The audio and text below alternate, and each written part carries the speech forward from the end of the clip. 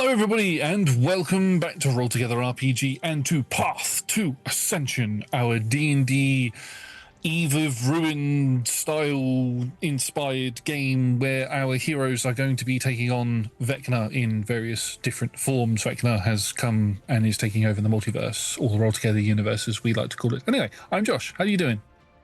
I have players with me right now. How can you tell I've not done this for a while? I'm going to get them to introduce themselves now and their characters, and they can tell us a little bit about how their characters are feeling and what they've been up to if they want to. They don't have to share anything if they want. I'm going to go over to Nat first. Hey, I'm Nat. I use she, her pronouns. I'll be playing Ildrathni Elendor, who uses she, they pronouns. Was elf. Not elf for a while. Dampir.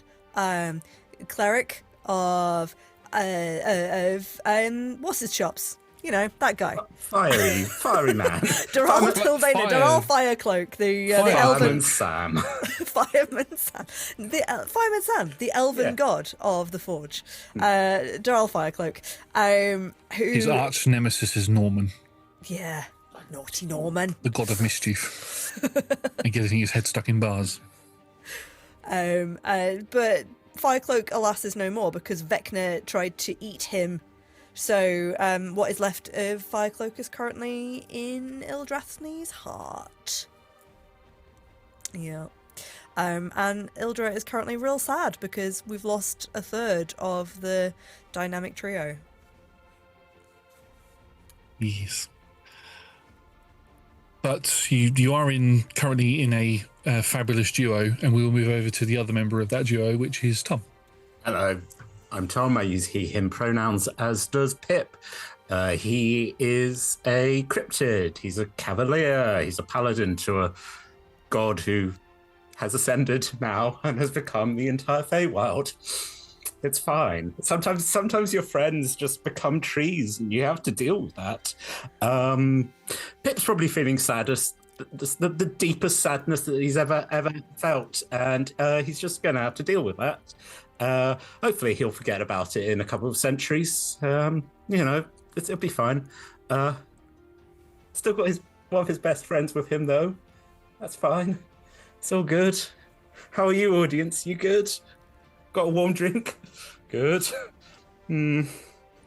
Sad deer noises. And then finally, you'll notice that we have a special guest with us today. We saw what they'd been up to since the last time we'd seen them in last week's session. We have Evie. Oh, that's my intro. Hello, I am Evie. I use she, her pronouns, and I am playing Silver Melodata, who also uses she, her pronouns, who is a Dampir, always been a Dampir, phantom rogue, who wears her dead dad around her neck as a necklace. Her mum's apparently in Barovia, has a jazzy new set of Tarocca cards, an entire city that is apparently now dead or dying, with no heroes around that were able to help out, has a new friend in Leaf Flicker. So, we'll see how all that turns out.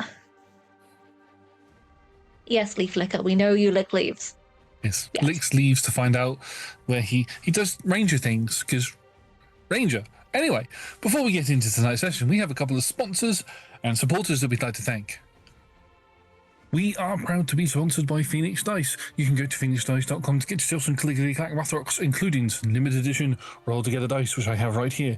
And if you use the code Roll Together, all caps, at checkout, you can get yourself 25% off of your purchase. We are also proud to be supported by Idle Champions of Forgotten Realms. If you type in !code into chat right now, you'll get yourself a code for a free Electrum chest, which you can use to get items to power up your heroes as you collect them and battle through waves of monsters for free on various different devices, including fridges and freezers and microwaves, if you have the smart kind. We are also proud to be supported by Homie&theDude. They are a TTRPG group that make various different supplement books, not just for D&D, but for all kinds of different types of TTRPGs.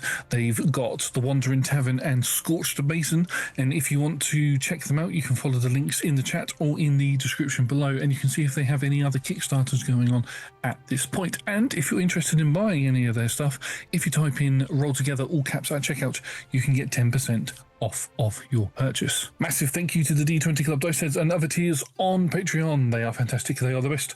You can join them from as little as one of your local currency per month, or one goat, which must be sent to Roll Together HQ because the kobolds need the goat, by following all of the links in chat or in the description below. Speaking of the description below, if you are watching us on YouTube, please do consider liking this video, subscribing to the channel, and commenting down below, because it helps the algorithm tell us what you like, so we know what to make more of for you.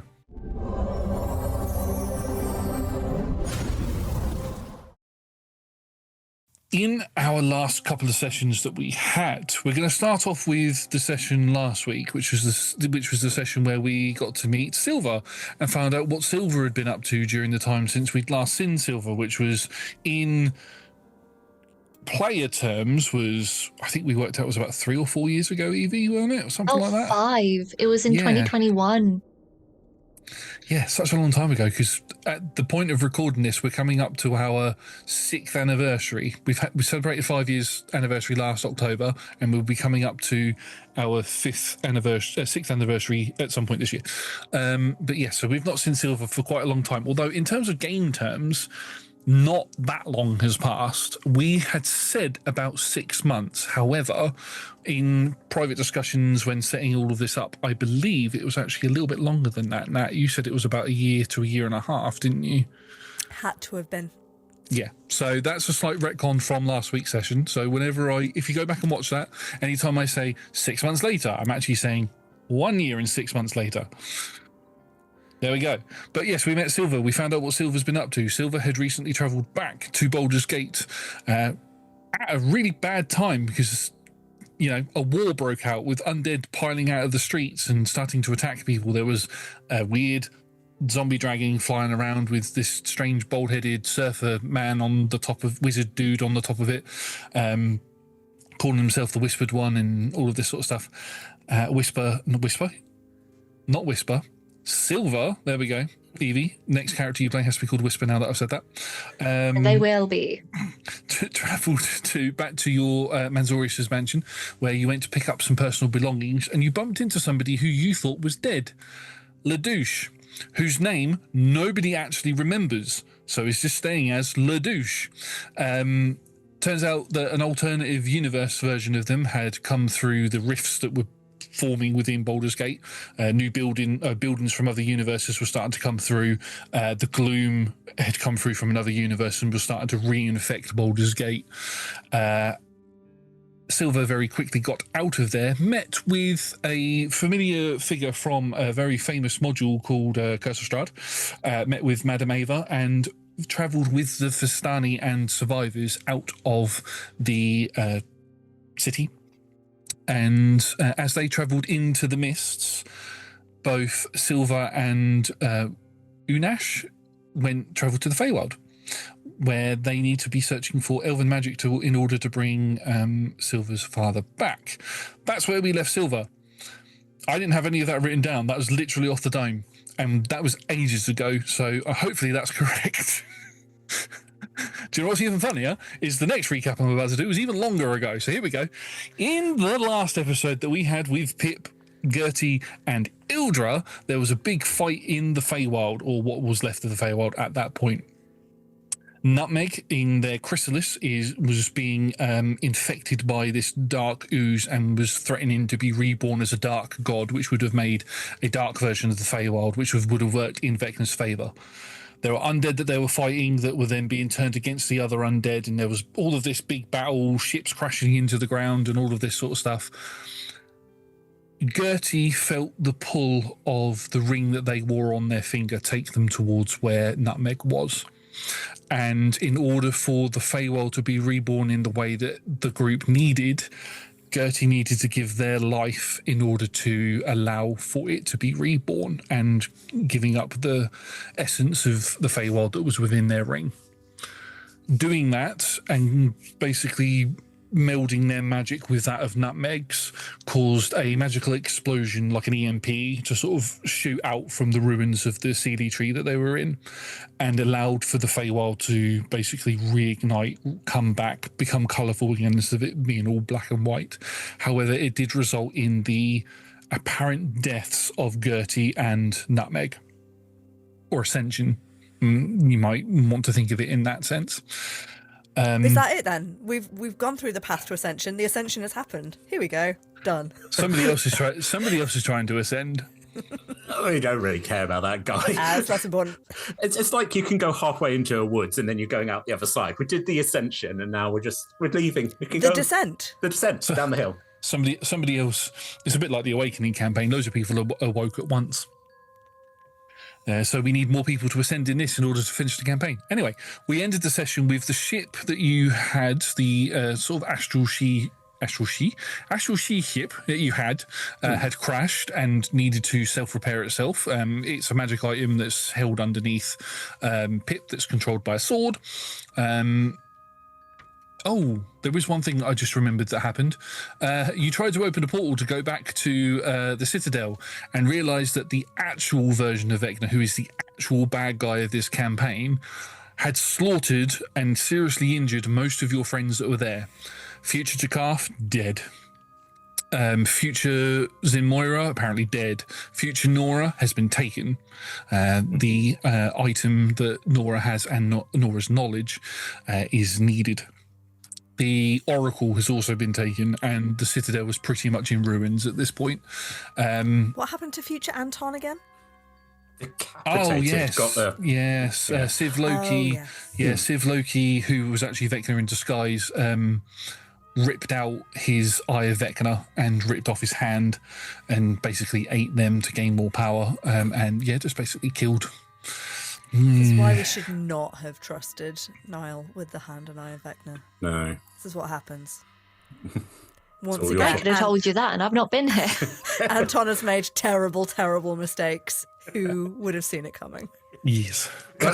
No, just going. Yeah, that's a multiversal version of Anton. Anton is still around somewhere in the Roll Together universe. Anyway, I've spoken more than enough. We need to get these characters together. We ended that session with our party members resting up and getting used to the surroundings that they're in currently, not being able to travel anywhere, and a hooded figure walking towards them. However, it was a hooded figure because it was supposed to have been surprised that we're having a guest star come in. The figure, unless Evie says otherwise, is no longer hooded and is accompanied by somebody else as you feel this magical pressure come from this large tree that you can see is slowly knitting itself back together. You can see branches and leaves are growing out of it as it grows and is going to become like the central focal point, or one of them, in the Feywild, as you see the masts of a ship sort of on the side, and we're talking like a galleon style ship that is sort of in the middle of the Feywild, because why not? And is also ridiculously spray painted, amazing colours, you know. Yeah, there will be a point Acid. where you'll sort of come around a corner before you see anybody else. You'll just see the name Spangle Tits written across the side of the ship, because it's another one. Fourth. Yeah, Spangle Tits the fourth, and the fourth is like the most prominent thing on that. Fourth makes it classy. Yeah, You've got to respect those who've come before. Yeah. Like,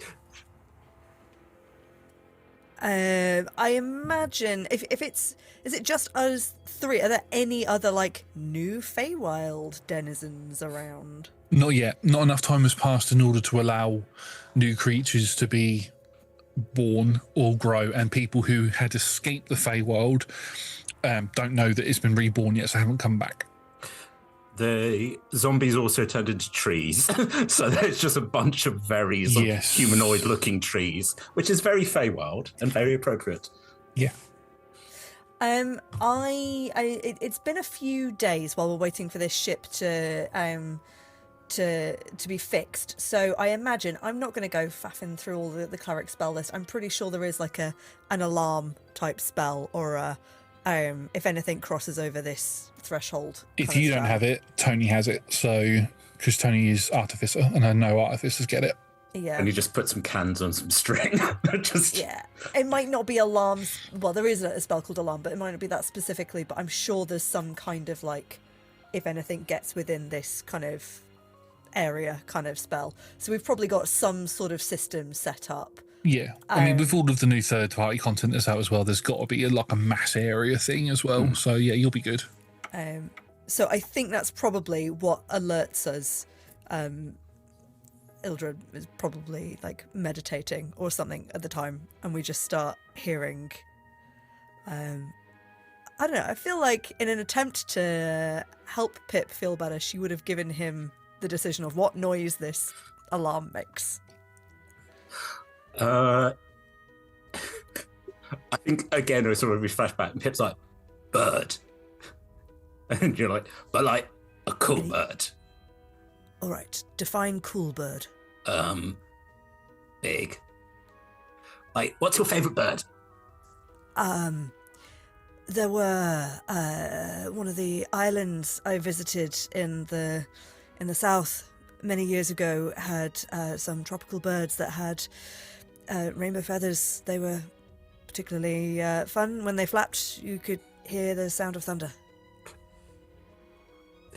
Thunderbirds, go. As Silver approaches, you just hear. Silver has, by the way, definitely put her hood up for Max Mystery entrance.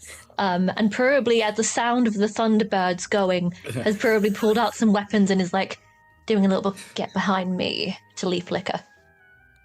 As Leaf Licker or Unash sort of like, okay, why is they've started to count down as you hear 5? This is not actually what's on. You just hear like birds that like little explosion noises. I'm just taking a moment to think about the Thunderbirds for a while. Oh, Parker, what will you get into this week? Simultaneously, obviously, Ildra has set up some animate objects with some mannequins that are all just like. I was about to say, yeah, there's some of those sort of going around going. No. Yeah, we hear little bangs of the Thunderbirds, and Ildra is there sort of on the prow of the ship being fixed, which I imagine Tony is hanging off it somewhere, like upside down doing some spray paint. Just be like, there's people approaching! Yes, I can see them.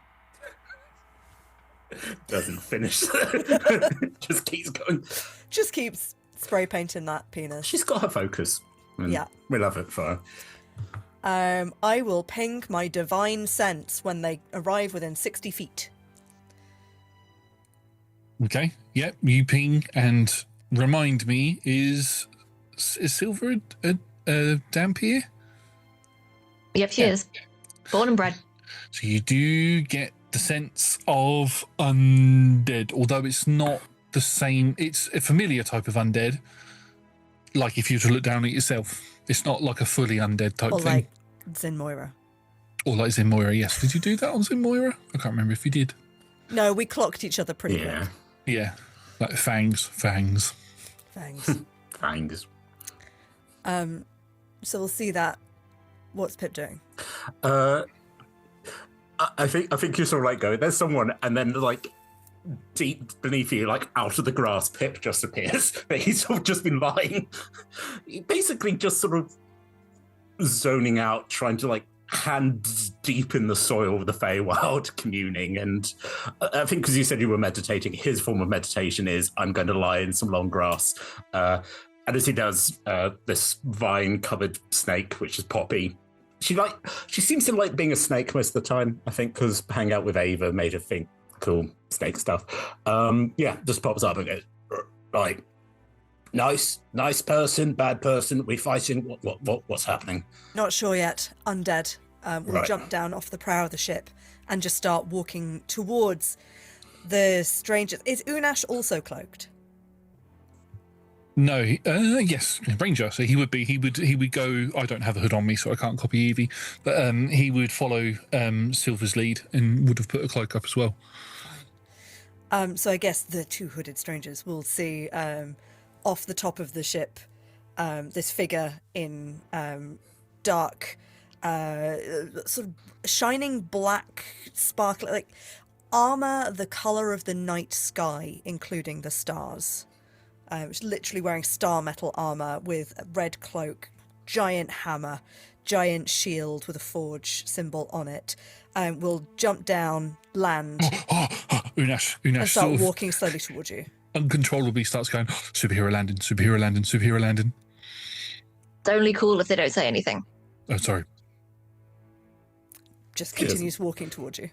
There is, I think, one additional point, little tidbit to Ildra's look that I also want to add.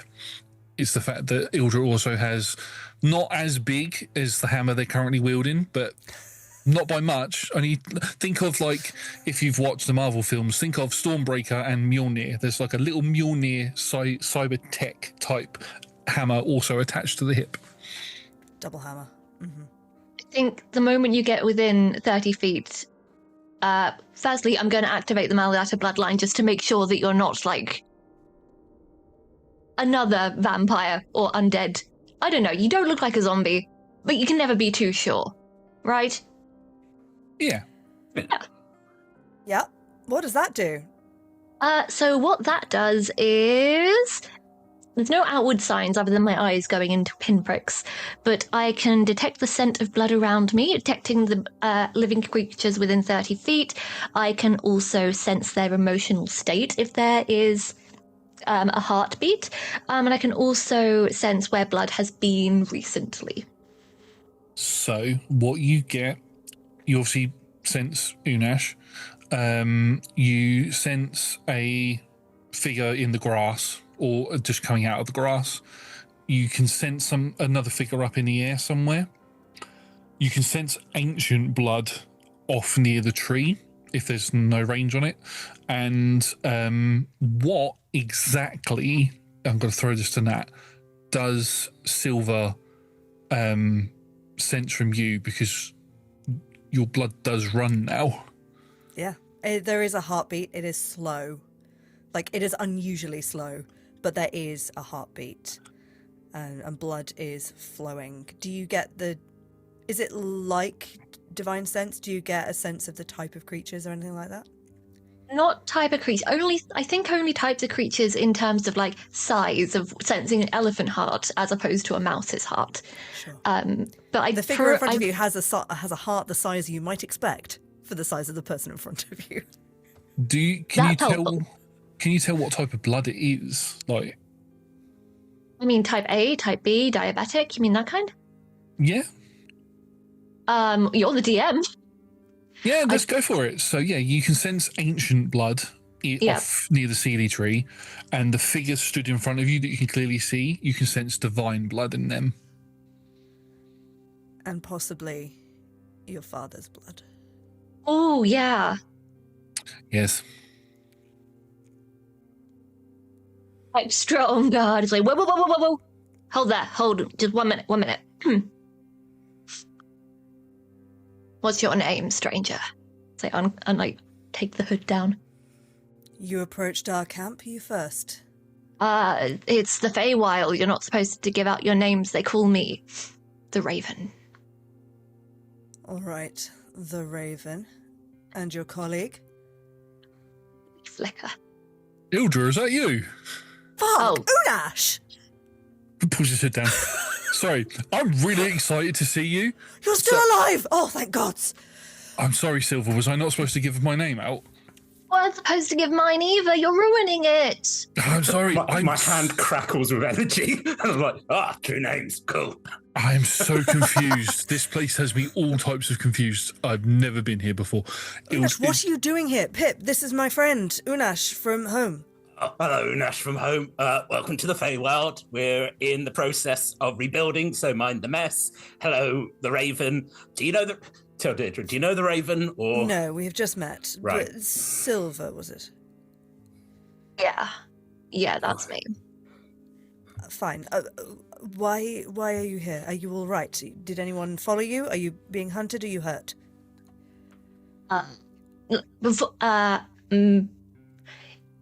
I thought I was coming in on a good foot.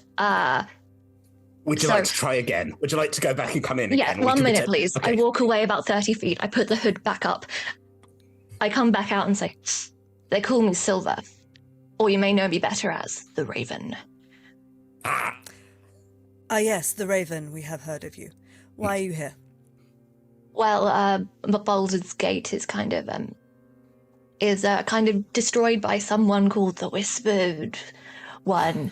It was all a bit extra, if you ask me. And I may be here for another purpose as well. But that's obviously the primary.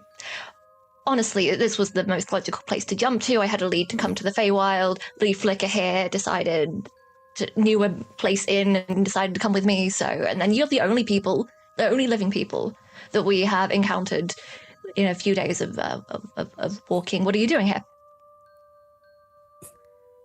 fixing the place up. It got burnt down, and so welcome. This is like Feywild 2.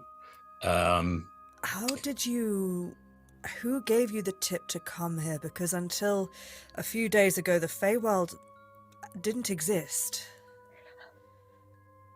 Well, I'm pretty sure it's existed.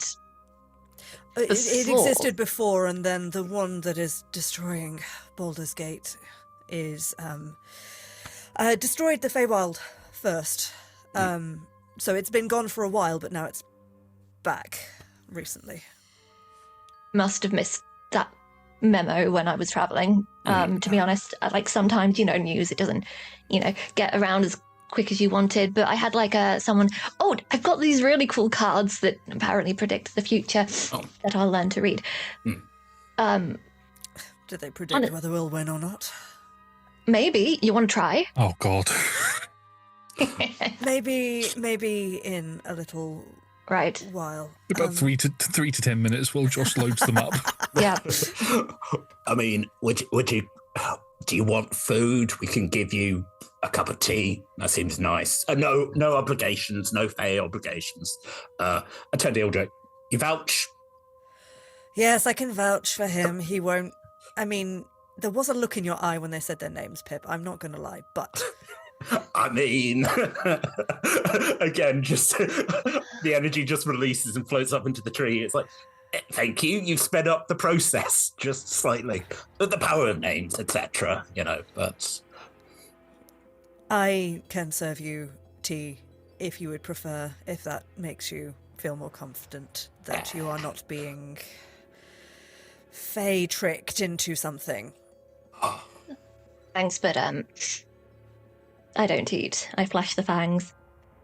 Oh, interesting. Speaking of, does the name Meladata mean anything to you? Being very nonchalant.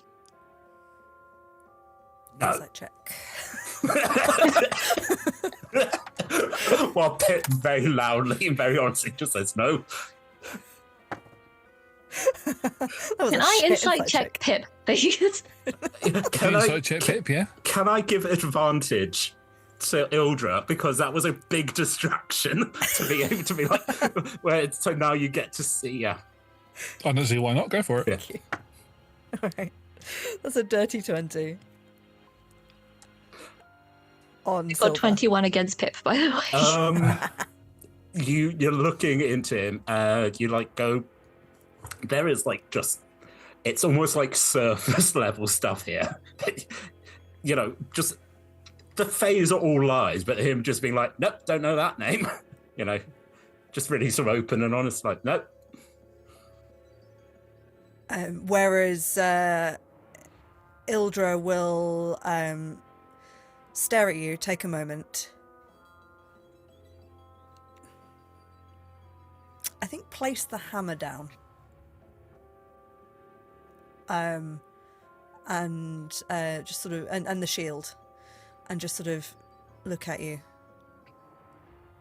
Where do you know that name from? You're from Baldur's Gate. We just kind of intently look at you, wait for you to continue.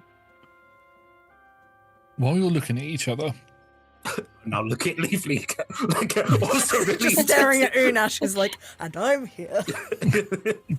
question for Silver: do you share any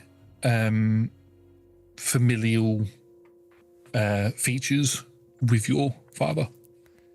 So I am very much biologically related to my father, and I'm also half elven from my mum's side.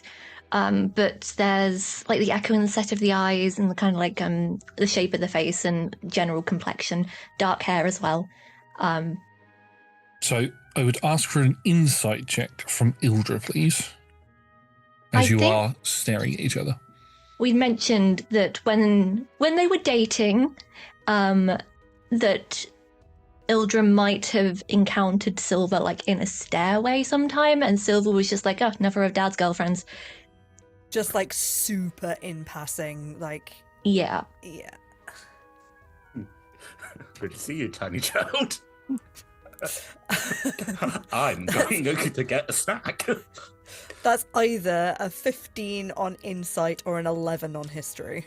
It'd be insight. So as you're looking at each other, it's like when you haven't seen somebody that you went to school with for a long time.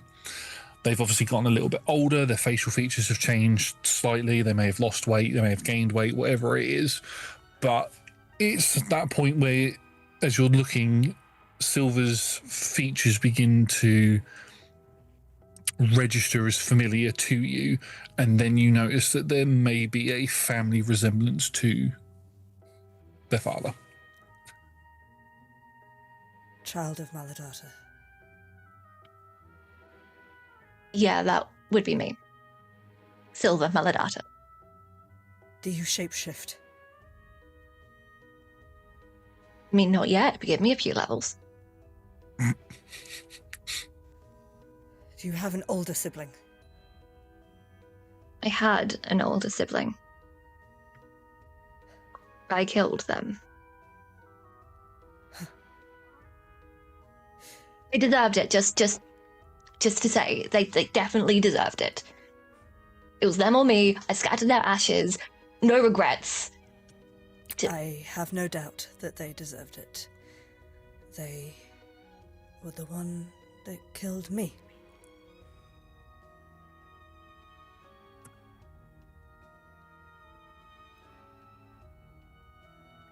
Can I ask the context? Because they killed some people in some very questionable contexts. How about we do that tea first? Sure, I'll have some blood snuff. I don't partake anymore, thank you. Suit yourself. We'll just sort of slowly and quite heavily pick the hammer and the shield up and head back towards the ship, whatever sort of little camp we have made. The ship is it's been a couple of days, so the ship is at a point now where you can actually stay in your quarters that you have there. The fact that I was about to say Gertie then, the fact that Pip has the ability to shape the ship as he sees fit. I think you'd done a description previously of how each person's individual room was, didn't you? So yeah. Would there be any changes that you would have made now that it's reforming and now that you've got Tony with you? Gertie's room, the doorknob is gone, so you can't get in there. I've sealed it off so they can use it. I think I also asked Ildra if there was anything she wanted changed up. Yeah, I think. I also think now I've added like an extra hatch to the kitchen, so you can you can get in from the side, so we can just eat. I thought you said hat. Also, there's a hat on the kitchen. There is a variety of hats. I thought you said hat. I was like, oh yeah, an extra hat. Yeah, that's always good. Oh, hat. Well, that's the thing. When Pip goes in and he tries to put on like a chef's hat, just gets tangled up. He's like, oh, I'm just picturing that there's loads of hats in each room now. If you want to play dress up, then that's fine. This is bad. Yeah. I think a lot of the sort of, just to sort of give access to the ship at large, like a lot of the cannons and stuff seem to have sort of moved out of the way. And also, that's the thing, El Bandito would presumably want her own room. Now, Oh, what yeah. does else?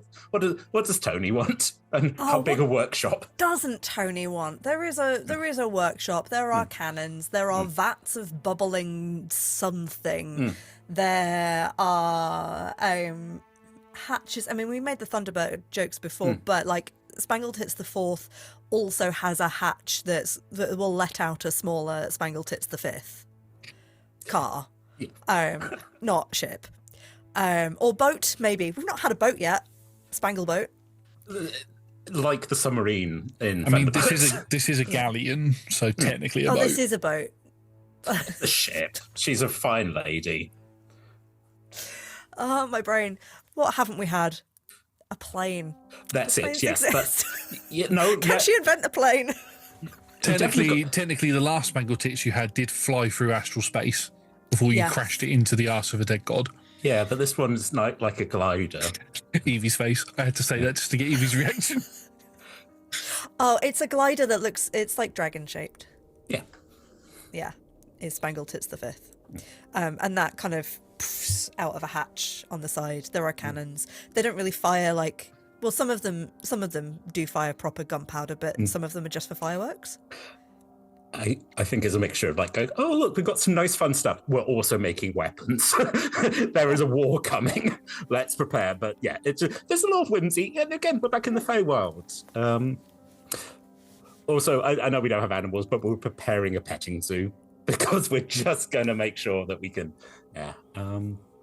And also, there's just a space for a Modron to just hang out, you know, just... It's because Ezrain's with you, yes. Ezrain doesn't really... Ezrain is... I'm not saying we're putting Ezrain in a cupboard, but Ezrain does not necessarily want to be around us a lot, and so has their own little space to just stay out of the way. Yeah, no, it's all sort of relatively homely, really. The only way to get into the ship currently is through a winch system that has been developed by Tony in order to get you sort of up and down, unless you just want to jump off the edge like we can all Ilda did fly before. now. And you can all fly now, yeah. Yeah, even Silver can fly, so yeah, that's perfect. So you don't even have to. You can just all fly up onto the deck, and then you can go into the ship for tea. Can Leaf Flicker? Can Unash fly? I fly once a day, thank you very much. That is true. Unash will take the lift with anybody else who wants to. I can just spider climb up. This is true. Yeah, you just Watch out for splinters. Splinters, watch out for me. Oh. We'll fly up onto deck and head into the kitchen and start like preparing a pot of tea. Welcome. As I said, no obligations. You're our guest. Thank you for coming. We have a bathroom. And what do you like to... Do we have to give you a lot of blood? Is that the rules? No, I actually have... I actually, when I picked up the things that I need to make blood stuff, and then the blood, it keeps for a really long time. I don't really like drinking it. It's just... I mean, I can if I want to, but it's just sensory thing. Yeah, no, I get it. Says Pip with a weird sort of level of like extra. You're like, oh yeah. You drink blood? Well, I don't drink it. I mean, I eat things that have blood. Not. I don't think that's quite the same thing. Well, depends how you eat it, really. Pip also smiles. Pip also has when deers start going a bit feral, also has fangs, but not as lovely as you two, but just pointy teeth. Has he brushed lately? Good. Yes. Oh yeah, I've got a toothbrush and everything. what exactly do you eat? Me? Yes. Carrion, biscuits, tea. Just. Doop. I don't eat people. Passive Insider 21, okay? Do you eat people? Have you eaten a person? Unash rolled an 18 on insight. It's a big question about the implication is now. Obviously, I've eaten a person at some point. Yeah, We all do. We all everyone, even I was about to say everyone on this recording has at some point eaten a person. But look, sometimes Unash also just stood there like, huh? Unash is in the doorway at the minute. You've all walked in. He looks at you with your big spiky, with your jagged teeth. Looks to Silver, who he knows is a Dampier and has probably eaten somebody at some point. Then realises that Ildra is probably the same. Looks up and just goes, "Is it really hot in here? I'm going to go get some air," and then just disappears. And actually, before he leaves, Ildra will just sort of pipe up from making the tea. I do have to clarify, I never actually did eat another person. Nope, that's fine. I'm just really hot and need to get some air. So I'll be outside in like a place where I can get away fast enough if I need to. Please. I'm only going to be on the top. It's fine. I want to know what's happened to the city. I think Silver can tell you about it as well. Silver was there. In fact, I know you. At this point, I'm going to get out my what's it called? My emotional comfort Jeffro, because I'm in a room full of strangers. It's really stressful. I need something fluffy. Oh. Emotional Jeffro hugs onto you. This is the bat, isn't it? This is the normal bat. This is the normal bat version. It's still pink. It's still fluffy. This is the one that you can talk if you wanted to. It never came up before, but... So this one likes to say what it's doing. So as it sort of comes into existence, it goes and hugs onto you. Big hug, Jeffro. Big hug. Squeeze. Squeeze, good squeeze. You're such a good bat. This is Jeffro. Don't mind him. You're going to fit right in here. Is that actually a... Are you... I have to speak with animals, so I just say to Jeffro in that, I'm like, hello. How does that sound, Tom? Basically, I just asked Jeffro. That sounds like a turtle. Well, I guess bats mostly are like echolot. They squeak. They're just sort of squeaky. Yeah, they squeak. Yeah. Got okay. Yeah, I squeak at Jeffro. Say hello. Have you ever eaten a person? You got to tell us. Nods. Nods back. I turn to Jeff. I like. It's friendly. I'll stay in the doorway and So Baldur's Gate got attacked by the undead. There was this big dragon flying around, destroyed a lot of the buildings and things. Someone from one of the clock towers flew over to them, and there was a conversation that was had, and then a big fight. Yes, Silver. That was me. I flew over and I had a conversation with them. Oh.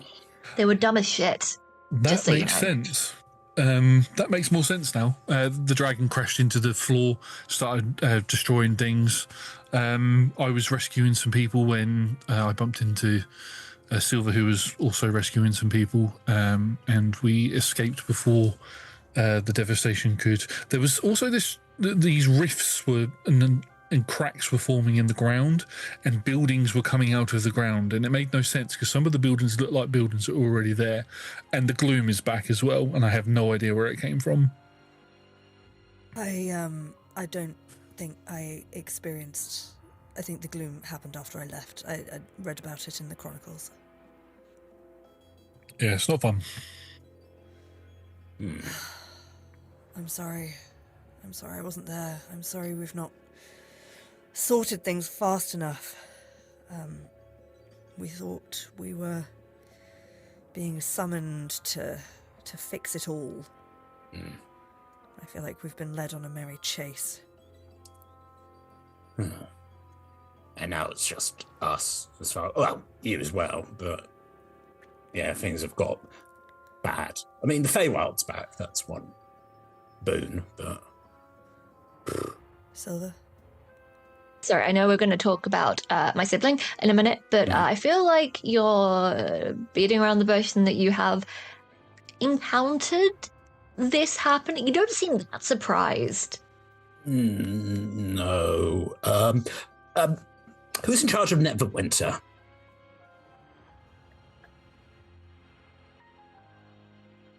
A king, I think. Oh no! Oh no! I think canonically not. Oh. No, but would Silver But would know Silver that? heard? Yeah. I did travel through there within the last 6 months, but honestly was very blinders on for doing their own thing. Yeah, so Not I mean, only 20, not very politically engaged. yeah. But there would have been enough sort of like posters and things around to say that Lord Neverember is around, and you'd have to go through like basically like a customs type thing in order to get in and out of Neverwinter and all that sort of stuff. They've tightened up security lately with all Lord the of shit some that's sort. happening there.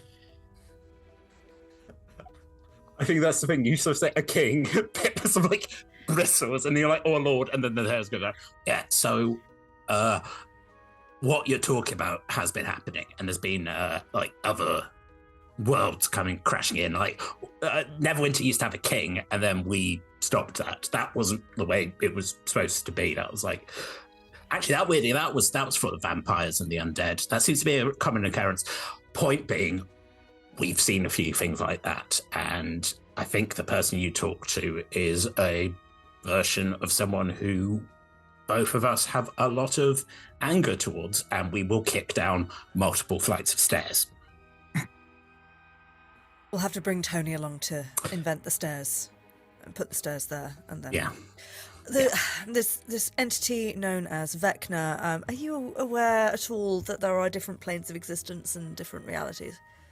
I mean, I killed LaDouche and then I saw them again, and there's another version of the house, so I kind of assumed and put two or two together at that point. Right, yes, good, okay. There are multiple different realities in which you may be exactly the same, may be evil or good or not exist or be a marshmallow, various things. From one of those, this entity, Vecna, decided that he wanted all of the power and has gone around starting to destroy and eat the souls of gods. And he's done it in many of the multiverses, and apparently there is something particularly special about this one. So he's come here last. He has thus far destroyed the Feywild, hence it was gone. Now we have partially restored it, working on the rest of it. He has consumed the entire Elven Seldarine. Okay, I'll come back to that in a minute. Yeah. Most of the main Toril gods also not looking good. Kalemvor's dead. Kalemvor definitely gone. Yeah. Which, I mean, the higher implications of, well, yeah, no, I never met him, but it seems to be a lot of anime. We had somebody who hated him. Yeah, what's happening to the dead now, we're not quite sure. So everything's kind of in flux. And as we said, things are kind of crashing into each other. There's, as we said, multiple versions of you running around probably. I mean, I think there were trillions of versions of me, mostly dead. So that's a lot. Hey, why were there trillions of versions of you, but there's only a couple of versions of me? What makes you so... I could there be trillion versions of me? Oh, I'm like the champion of a Feywild god, and it sort of like splinters out and spreads. And so I am also all those things and none of them. And it's all, I mean, I'm sure there's trillions of you, and I'm sure they're all having a great time. Maybe we could put together an army of the Ravens and they can help fight us. That'd be fun. Helpful. Yeah. Do I'm you not fight? buying the save. I'm not. I honestly don't. I'm learning a lot now. If you think there's trillions of you, that's great. We can work with that. Pippa, I mean this in the least patronising way possible. Sure. I'm mostly just impressed that you know the word trillions. Oh, it's because we got told that by the on the Citadel when they said, yeah. So I try to learn. You know, Pip reaches into his bag and pulls out a little notepad that you realise he's been writing down words he doesn't know and been looking in a dictionary in the corner. But the important thing is the dictionary is also running by what Pip knows. So so at the moment it says trillions, a number. visibly see as this exchange goes that Silver has been trying to figure you out the whole time, and as that, I'm surprised you know the word trillions, and the notebook comes out just kind of, and mentally files you in a box. You don't know what box. That's fair. Look, if I'm down as a slightly cannibalistic dum-dum, so be it. I am a boogeyman that's just having a lovely cup of tea. It's great. That man does like the boogie. I do. I canonically have a enchanting dance that I used to do for apples, which is why his name's Pip. Yeah. So I suppose, in summary, things are shit. The world is bad. It's probably going to end. It's probably, this is it, but we're trying to do our best to fix it where we can. I mean, how much hope do you want to have? Because we could give you some, but things are looking pretty bad. Quite a lot of people are dead, and quite a lot of people who knew what was going on are not around. But we do our best. How far have you actually, gotten with this? I'm guessing the hope would be false hope. We got various magics. We got a Belnon. That's cool. Just appears out of a cupboard going, "Hi." That's the Belnon cupboard. That's where they like to sit and contemplate. Wearing a hat on their head. What type of hat? The extra hat that you have in this room. Ooh, a saucy sailor. They're hoping that we might fix the world so they can start a new life. Oh, what is a Baelnon? I've forgotten. I feel like I've heard it. Oh, so sort of like an ancient elven lich. That was it. But a good lich, good lich. Good lich. Good lich. Hi. So if I hypothetically had the soul of a vampire who wanted to not be a vampire but was sort of dead but also sort of not, and wanted to be human, and can probably be brought back by ancient elven magics, you'd probably be the person to talk to, right?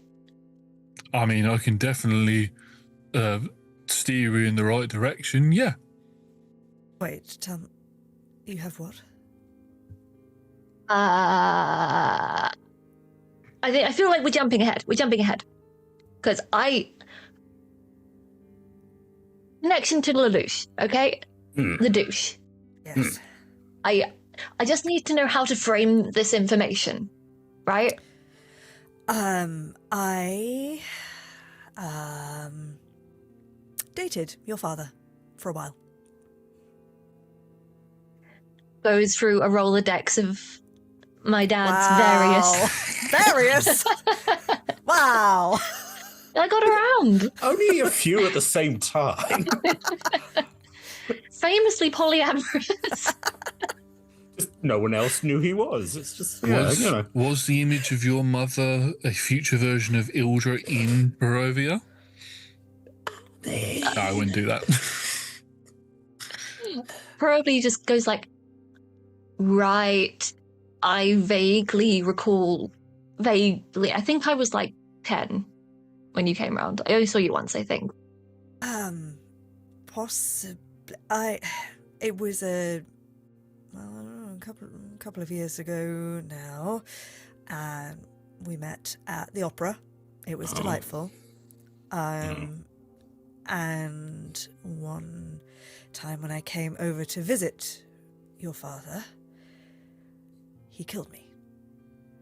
And then I realized as I woke up, as your actual father turned me into what I am to preserve me, that it was not your father that killed me, but your sibling shapeshifted. Ugh. Wow. How Zeus? Yes. I'm just saying, that is, that's fucked up even for them. They kissed me before they did it as well, you know. Oh no, gross, no! It's very opera, though. You have to give it that. There's a lot of misidentification there. Right, down misidentification. I've heard about this type of thing when I've had people come through. They call them melodramas. All right, could we not be comparing my death to a play on the stage, please? Sorry. Disappears back into the cupboard. Oh, God, oh, no. We'll talk in a minute, I guess. Look, do you know what happened to Dad? Because I do, but have you heard the news?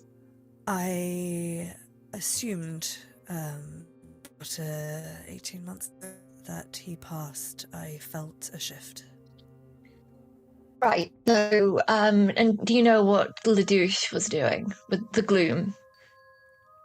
I'm sorry to say that before I was turned into what I am, I was not so welcoming of the undead.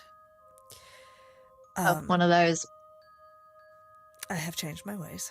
I'm actually before this called me, I was on a sort of quest to try and change the minds of those who are similarly still persuaded in the rest of Toril, and was sort of going to try and fix that and atone for that. But no, when I was first turned, I was so horrified by not even the fact that I'd been killed. I was so horrified by what he had done to me that I ran away, and I've never seen him since. Okay, I'm going to give you a whole bunch of information now. Just be cool about it, all right? Sits Okay. back with the tea. So, LaDouche set about trying to make themselves the avatar, I guess, of the dead god Mask by bringing him back. Got most of the way there, but me and some very cool friends managed to put a stop to it. We killed LaDouche, but not before they killed Dad.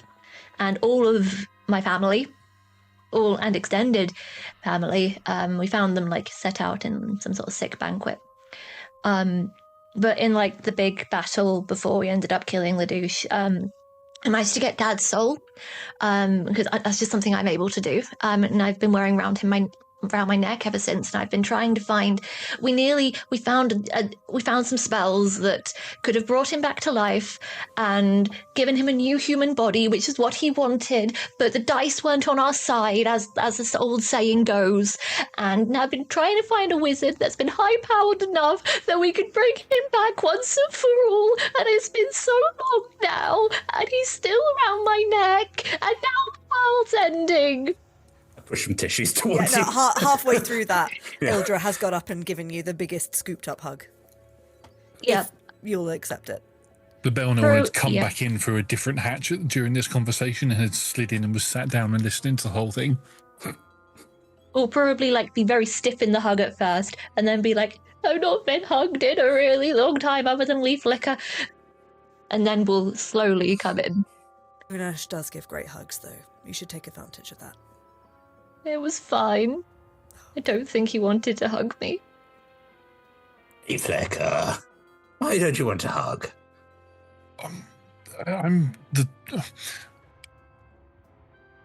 It's difficult for me to get used to. I'm a ranger. I'm used to being on my own an awful lot. I used to team up with Ildra back in the day, but since Ildra left, I've been mainly on my own, so letting new people in is a little bit difficult for me. Yeah, living in the woods is hard. Got it out, you leaf flicker. Sorry, I'll go over here. I quietly go, I see him. I see him. Sit next to the Belnor, and he goes, "Hi, hey."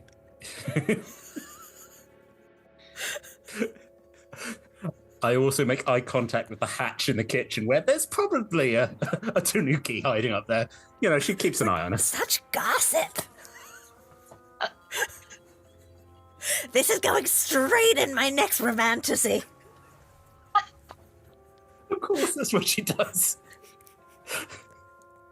How many has she written?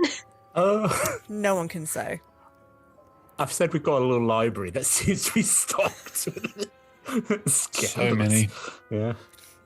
We've got to get our fairy smut from somewhere. And, you know, in Faerun, it's much more literal than it is in the real world. Mm-hmm. Anyway. Gosh. Where were we? Quite an emotional scene, and then just As always, it devolves into sparey smut. every time. Can't get away. Every time. That is a lot. I'm sorry.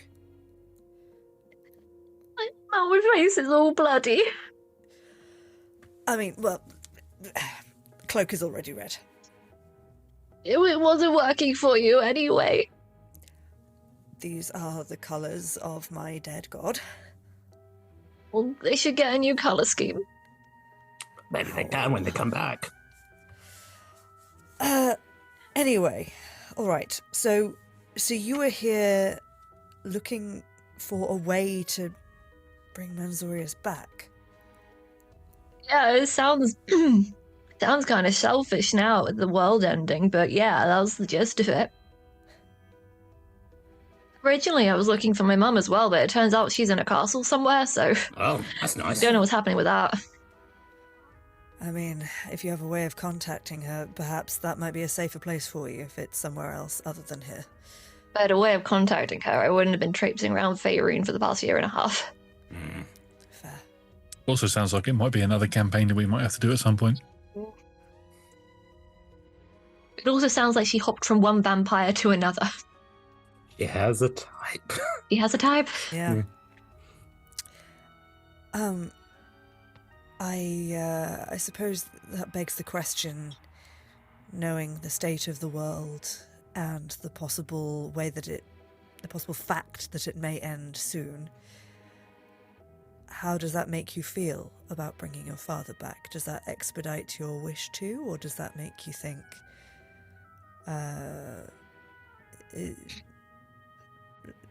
fine? I think that to do right by him, I would give him even if it's just 5 minutes being back. I think he'd like that, and I can. He's, as I said, he's around my neck, so sometimes, I get a sense for how he responds to things, and I think he'd like that as well. May I?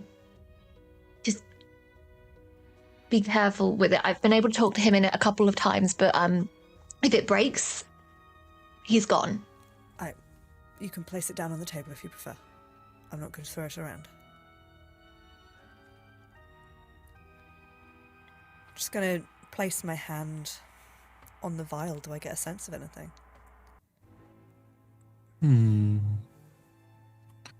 Roll me an Arcana check, please. Oh no.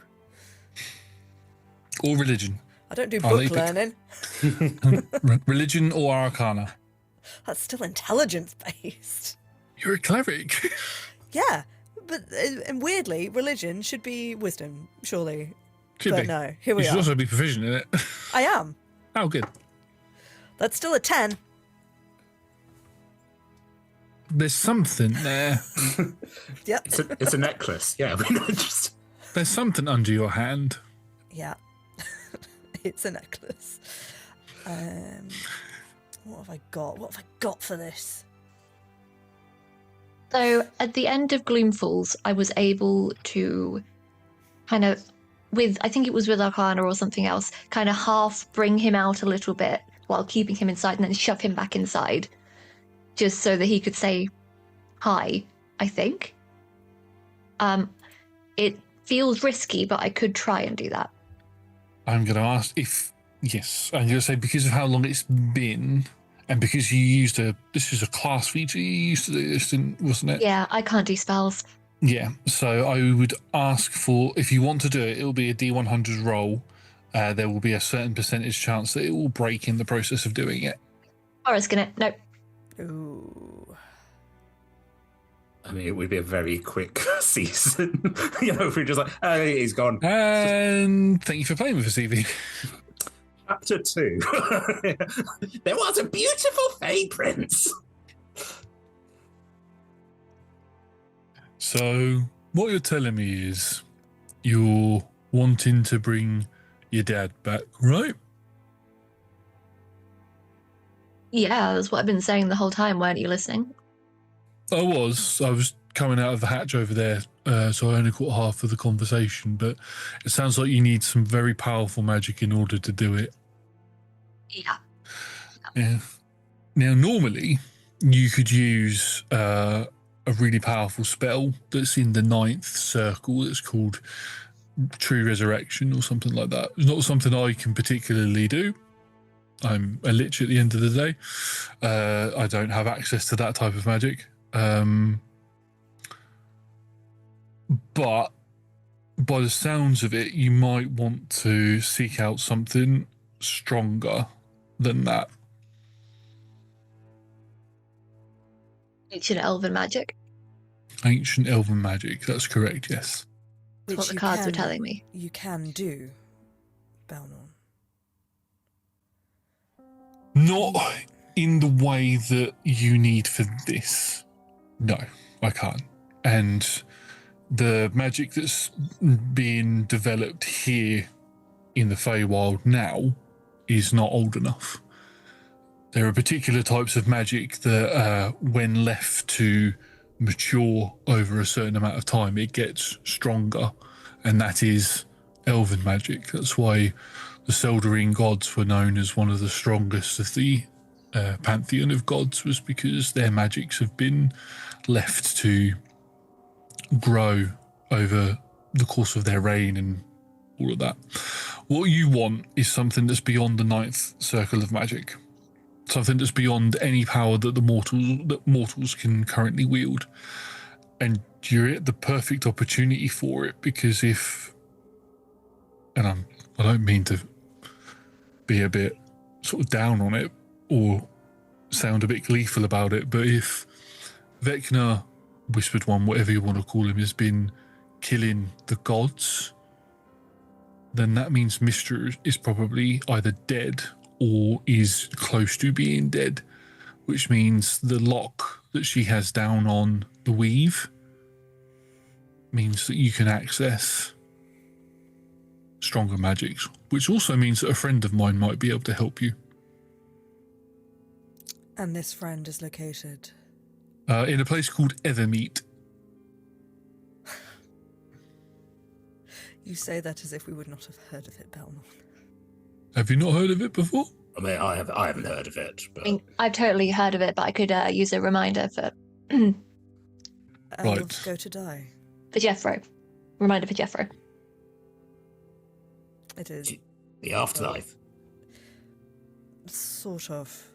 There is a point in an elf's life where they get so old, but are not quite dead yet, that they start to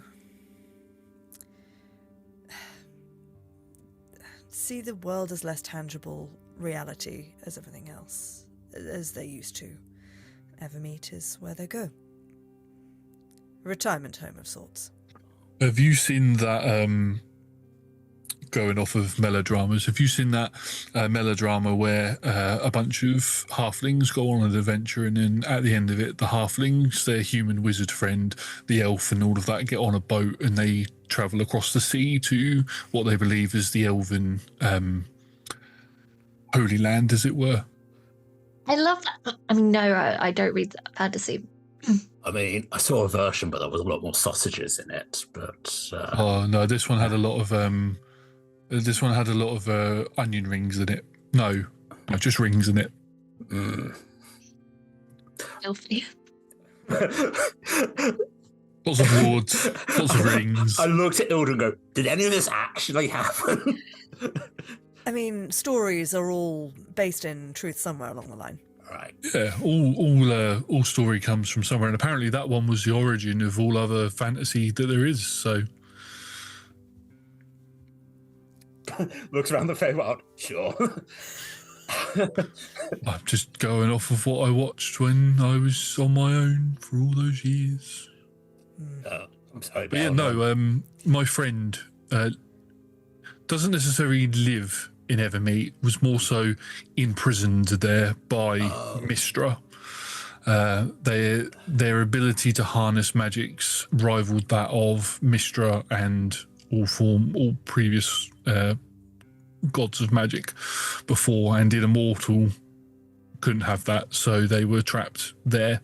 They're called the Shrinshi. They're incredibly powerful. Whereas I only know a particular line of magic, I am very good at the particular line of magic that I know. They know everything about all magic, and they're not a god, so Vecna won't hunt them, but their magic rivals Mistras. I mean, Having studied the Seldarine, prayed to all of the Seldarine, studied elven magic and gods and lore, would I know what a Shrinshi is? No, because it's something that wouldn't have been common knowledge. I mean, Ildra's knowledge is far from common, but okay. they wrote it in a book. Oh, well then, no. Books are for nerds. There are only a few figures that know in elven lore that know who or what the Shrinshi is, and the Belnorn, luckily, is one of them.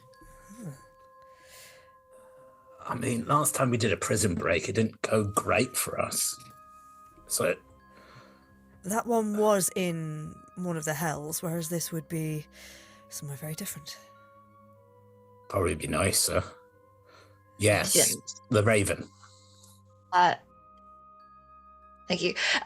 So when we go and find this Shrinshi, do we? Are they? Will they help us? Do we need to beat them up, or do we? I don't know.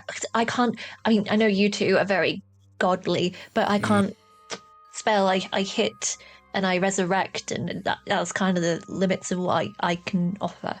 I don't know too much about the place where they're being kept, where they're being held, but it's not like it's somewhere where you can just walk into and be like, "Hi, can you help me?" So you're probably going to have to go through some challenges in order to be able to get to them.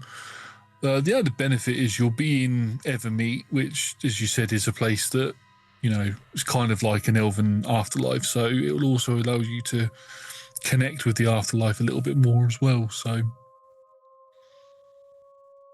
I mean, you say that, Belnorn, at the risk of sounding like a pompous twat, I have literally walked into both hell and heaven and just going, "Hey, you're right." So, I mean, All there his is. eyes just kind of light up a little bit at the talk of your adventures, like, "Ooh, have I had a friendship upgrade?" I mean, yes, that's true. Yeah, I suppose, but yeah, I mean, there's no elven deities anymore, so Evermeet should be pretty easy to get into now. It's just whatever there is within the Selrine, the Shrinshi's prison. Whatever's in the Shrinshi's prison that you need to contend with.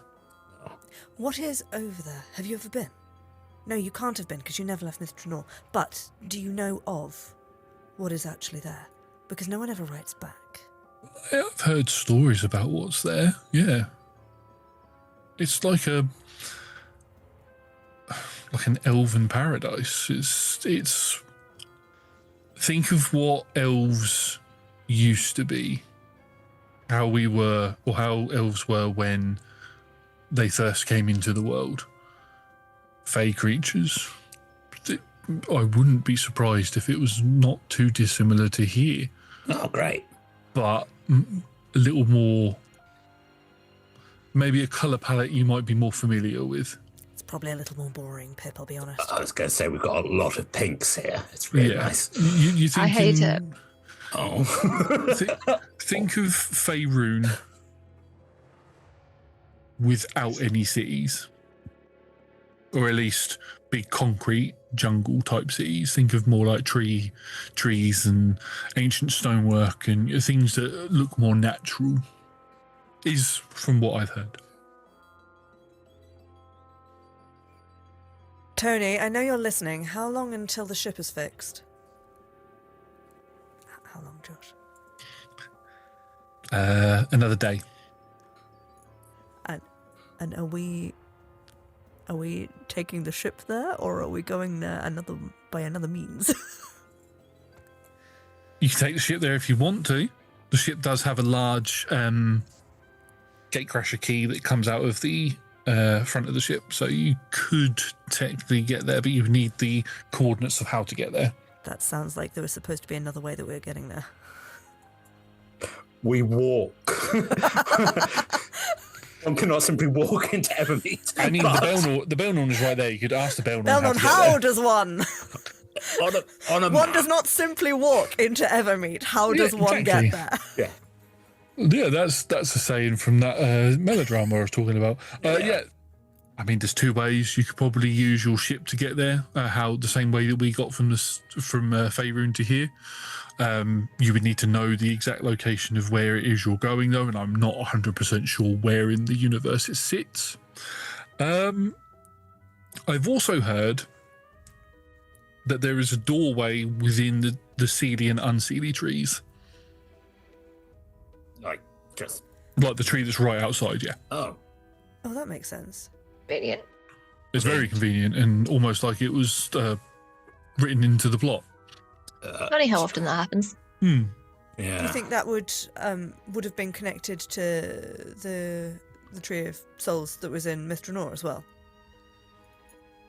Yeah, why not? All trees are connected, aren't they? I suppose so. Pip says with like 100% of his chest, fully believing that.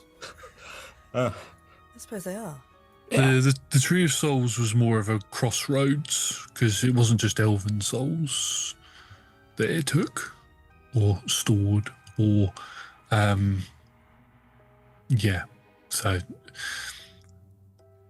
I don't actually remember there being a door there because the doors, from what I've heard, underneath the Seelie and Unseelie tree are deep underneath them. Right. They do go deep. Yeah.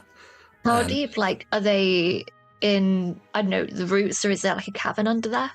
Yeah, well, the time I've spent in there, it's the Fae, so it could either be a couple of steps or it's a couple of years down there. It's whimsy.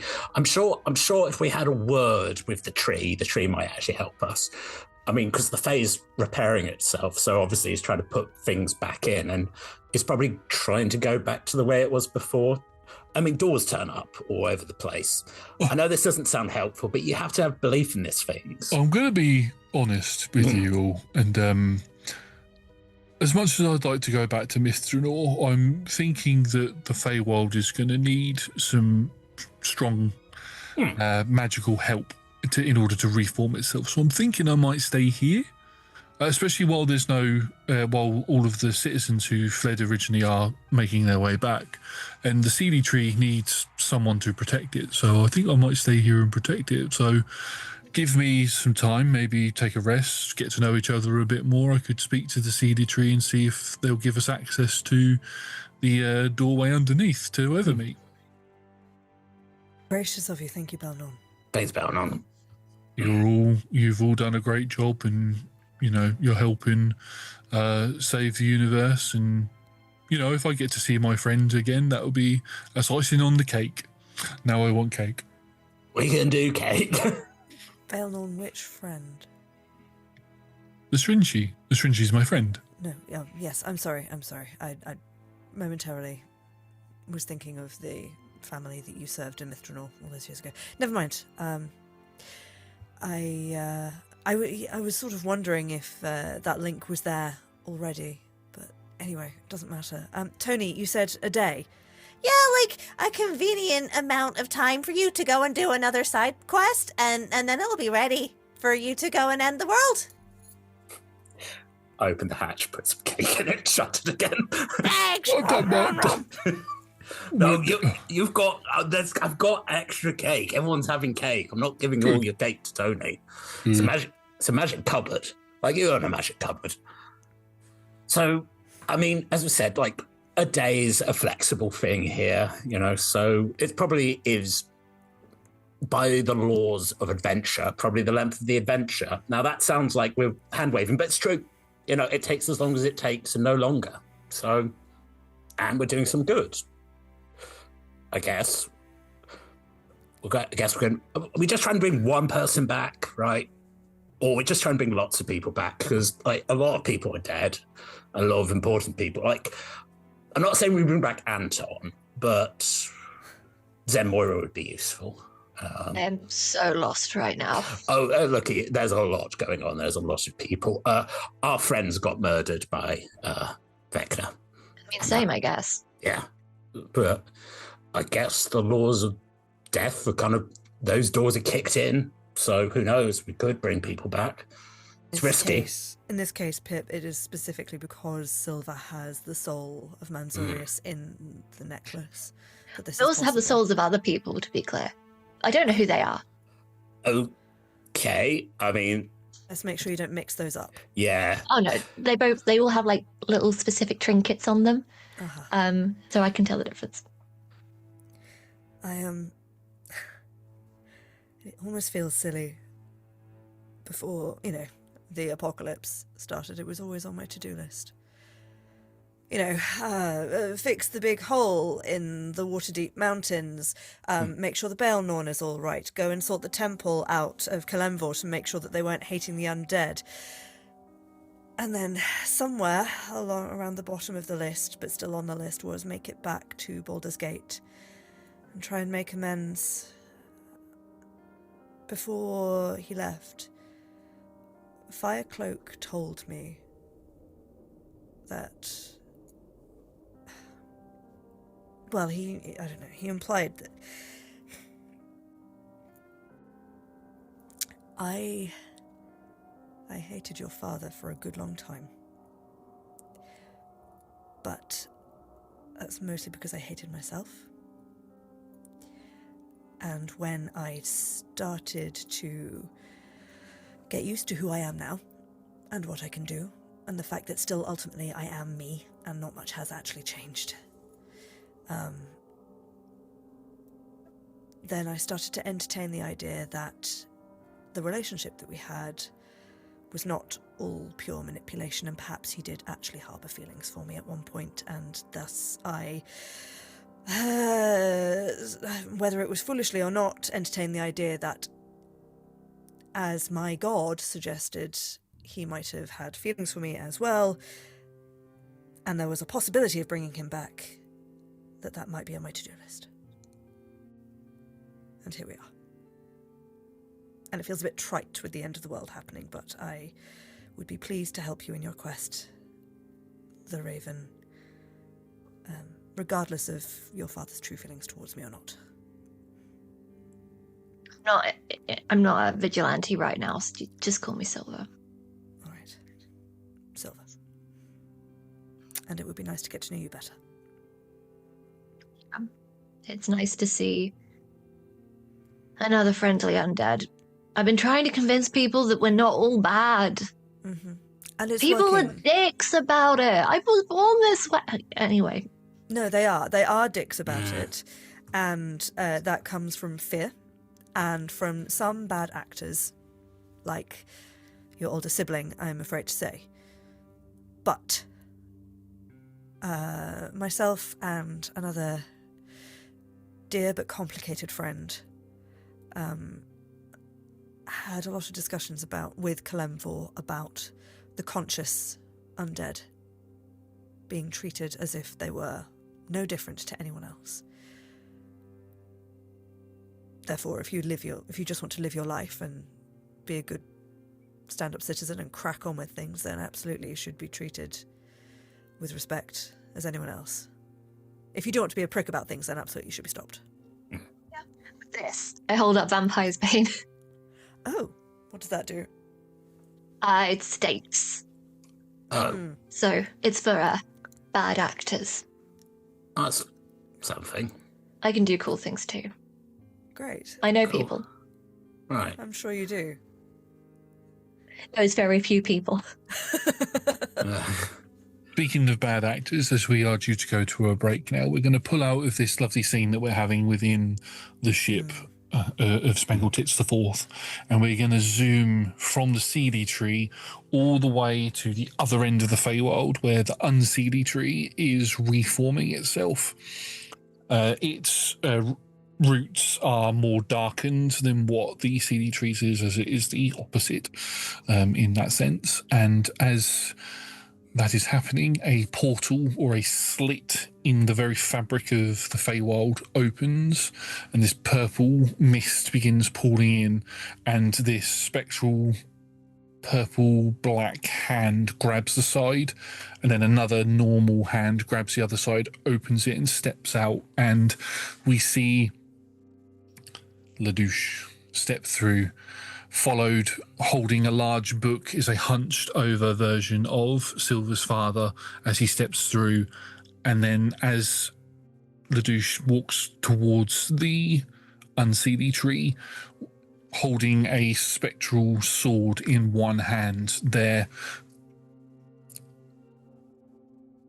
sort of spectral shadow arm has grown bigger, has grown more sort of spines and spikes out of it. It looks like it started to form into bone, but it still has that shadow essence coming off of it. Every now and then it flicks and whispers in the wind to show that they don't actually have an arm. It's just this shadow that's encompassing them, this gloom, as it were. And then forms and figures begin to pull through, Gloomfallen, as we're calling them, LaDouche's army, as they make their way towards the unseelie tree and potentially the other doorway to Evermeet. And that is where we are going to take our break. Thank you very much, everybody, for watching. We will be back in about 10 minutes. We will see you soon. Goodbye.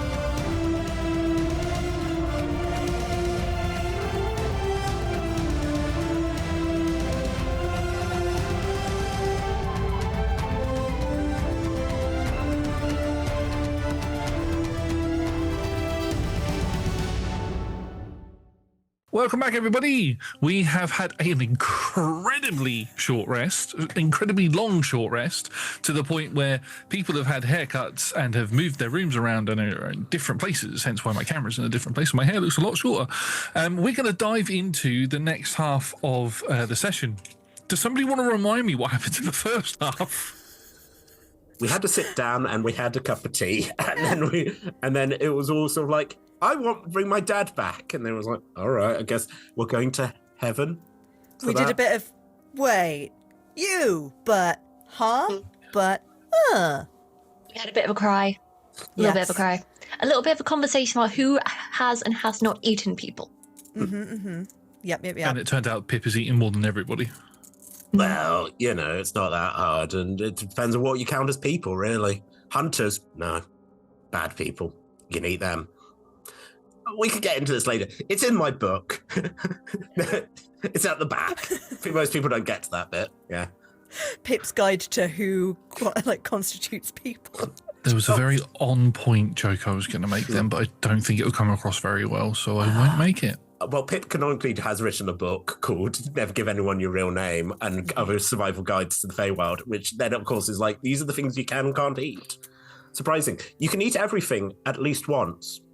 Yes, that is true. See? As long as it fits down the gullet. Well, sort of like you get stuck and you're like, well, you tried. And then the giant Trent goes, oh dear, get off my leg. Anyway, that's not why we're here. We've got to bring daddies back. It's a very important mission. Josh, I want to know what your notes for this, for the first half of the session were like. What do you think happened? What do I think happened? Do you honestly want to see my notes? Yes. Right. Here's a little secret into Josh's DMing, yeah? This is my notes. Right. For anyone listening on audio, that is a blank page. I have 6,000 page documents for one session, and Josh has a blank notebook. All of my notes are whatever you lot do, so I just go off of what you do. So it's my secret to DMing. Let the players do all the work, and I just facilitate it. Anyway, now that that's out of the way, we're going to dive into this second half of the session. Basically, players, I was just about to go off into the recap then, but you guys have already done it. So, God, my brain has just gone blank. You are now in the process of making your way to Evermeet. The Belnorn told you that there should be a tunnel underneath the CD tree that will take you there. Just to speed things along just a little bit, they take you underneath the tree, and between themselves and Twist, they're able to locate where because Twist has been here the entire time, they are able to locate where the secret tunnel is, and using mainly the Belnorn's magic, because Ancient and has an affinity for trees, they're able to pull the roots apart to lead into a tunnel, and you keep walking down that tunnel. It's very much like it looks natural, but also looks like almost cylinder shaped at the same time, and it just keeps going and going and going, and you're all walking for about an hour before you feel this sort of shift or vibration sort of overtake all of your bodies, a bit like when you get like really strong pins and needles in your foot or in your hand or something, and you feel like especially if you're sitting down and you stand up and you can't quite, you sort of get a bit woo and you get a bit lightheaded as well. Or when you stand up too fast and you get the lightheadedness, you get all of that at once. And then you see a light at the end of the tunnel. And that's how we died. We all just kind of go, ah. I don't feel very well. Is that normal?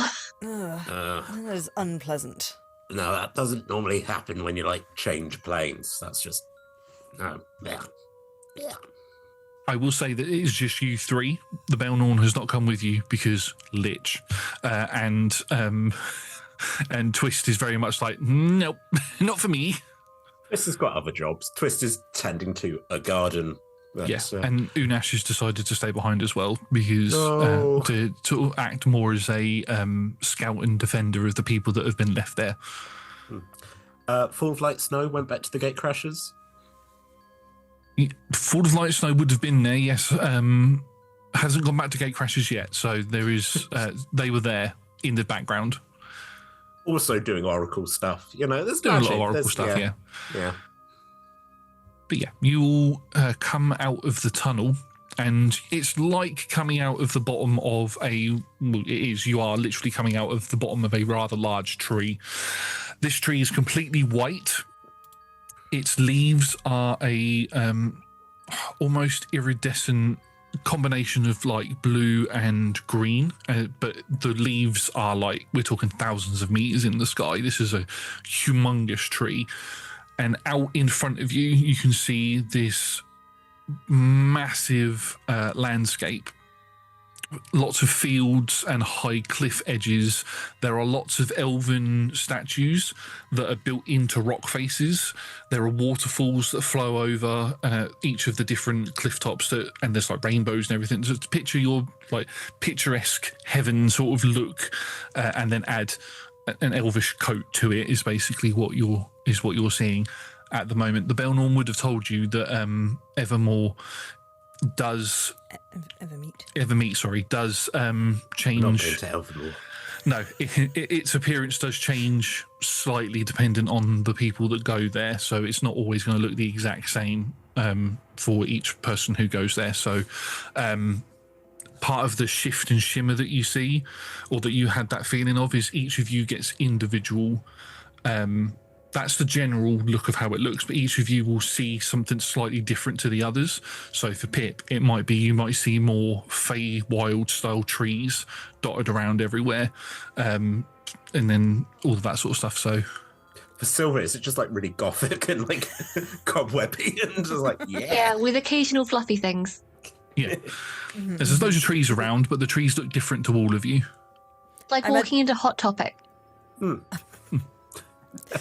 But okay, sure. some of the mountain ranges that you can see have got 4, Ildra in particular, have got lots of smoke coming out of them, as if there were forges there. But for Pip and for Silver, you can't see any smoke. I imagine for Ildra, if it sort of adapts itself to the person, it probably looks like the most ever meet to ever meet. In the same way that we sort of have depictions of heaven in classical paintings, and that's therefore what we imagine it looks like. It's kind of like that. Like anyone who has sort of imagined Evermeet and painted it or described it in poetry, it's sort of the most poetic version, the most sort of extreme version of that ideal. So all the arches are just even more archy and perfectly formed, and the rainbow is precisely the perfect shades all the way through, and it's all just a little bright. So, what would you all like to do? Well, I want to get a little sort of sense of, obviously, how you're going to react to this place as you've come into it. The Belnorn has told you that what you need to do is head for the highest point that you can see as soon as you enter through, and then that's where you'll find the entranceway to get to where the Shrinchi is.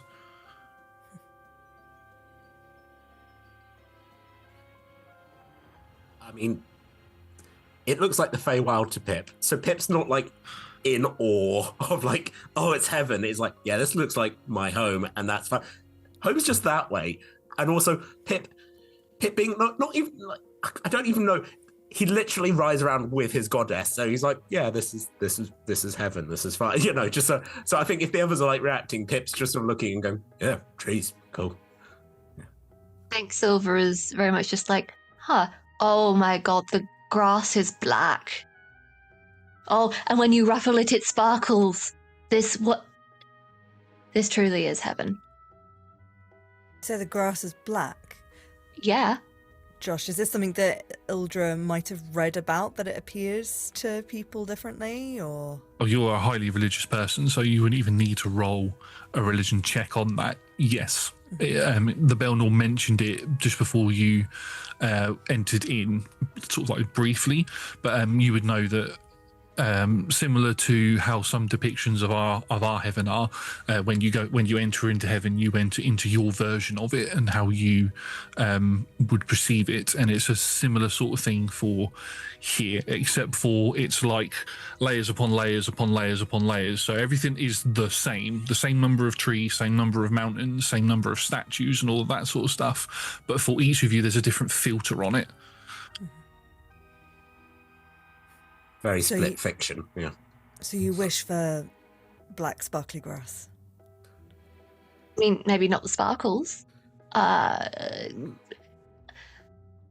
don't know. Just wouldn't grass be more cohesive if it was black? No. Cohesive. Well, I suppose it depends on the color scheme of the rest of the world. Yeah, exactly. And you wish to paint it all black? Paint necessary. No, I don't. I never said I wanted to paint all of the grass. So I want my grass to be black, you know? And so why? it What's is. your what color is your grass? Green, lavender, pink. Okay, With those all the last two spots are of yellow. okay. Too many colors. Oh, they're the wildflowers. Flowers aren't grass. No, but they form a cohesive environment together. The point is, it's sort of an illusion. It sort of adapts itself to... it's real, but it is sort of an illusion catered to you. Right.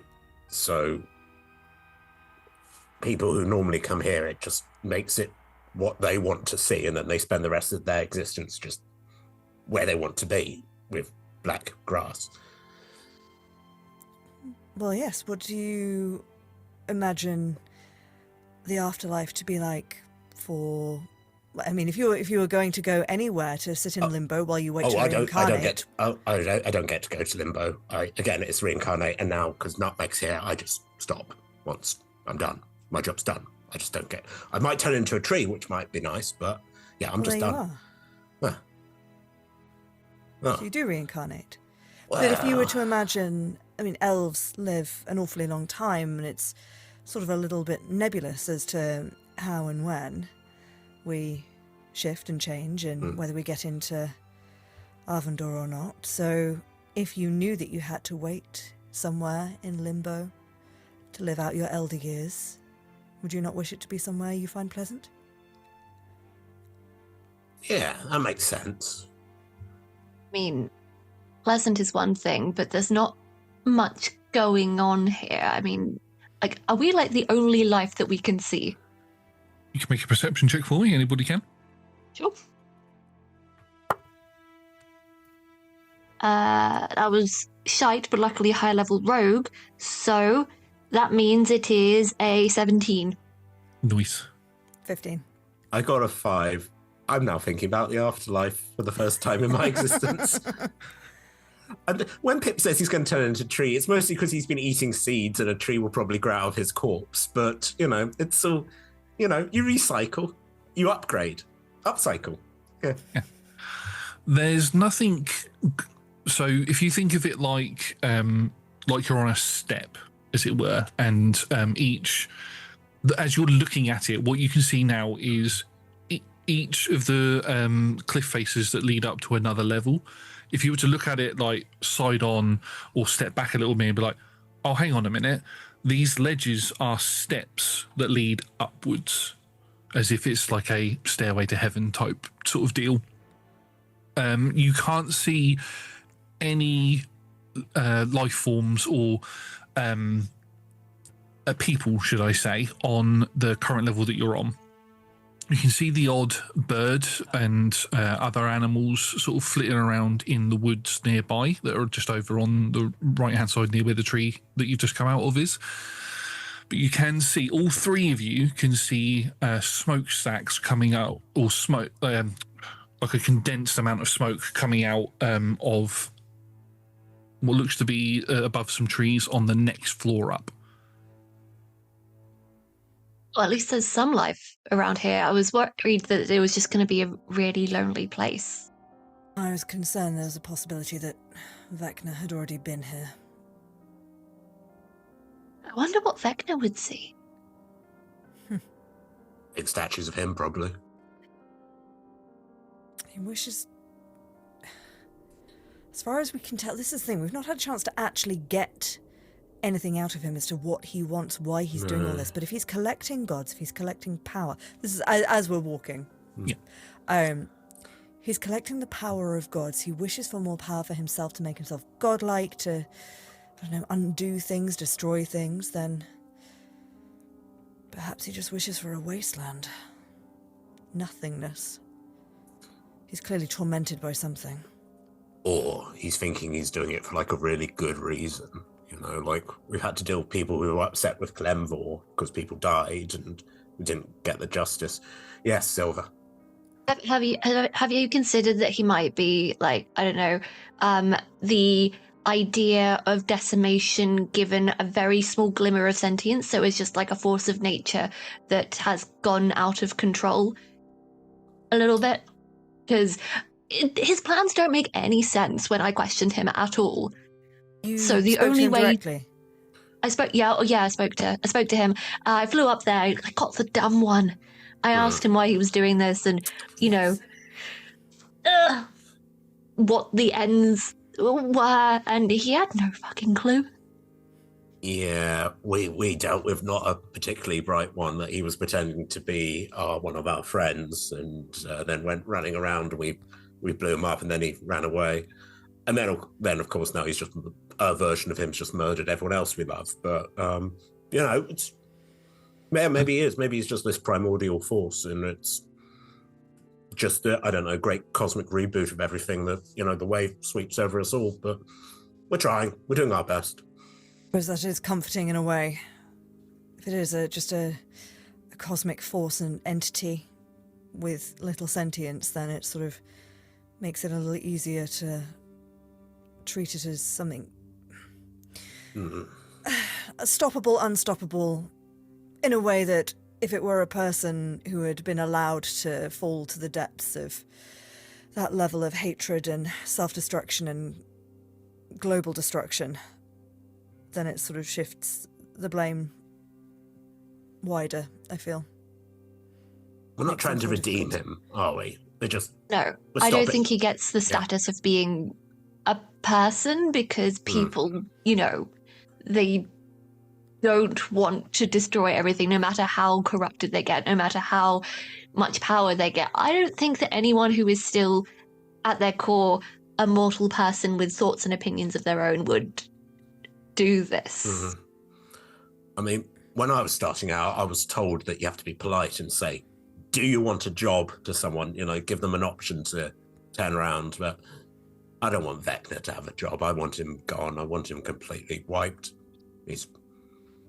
If we see him, Pip, I give you full permission to not ask him if he wants a job and just go for it.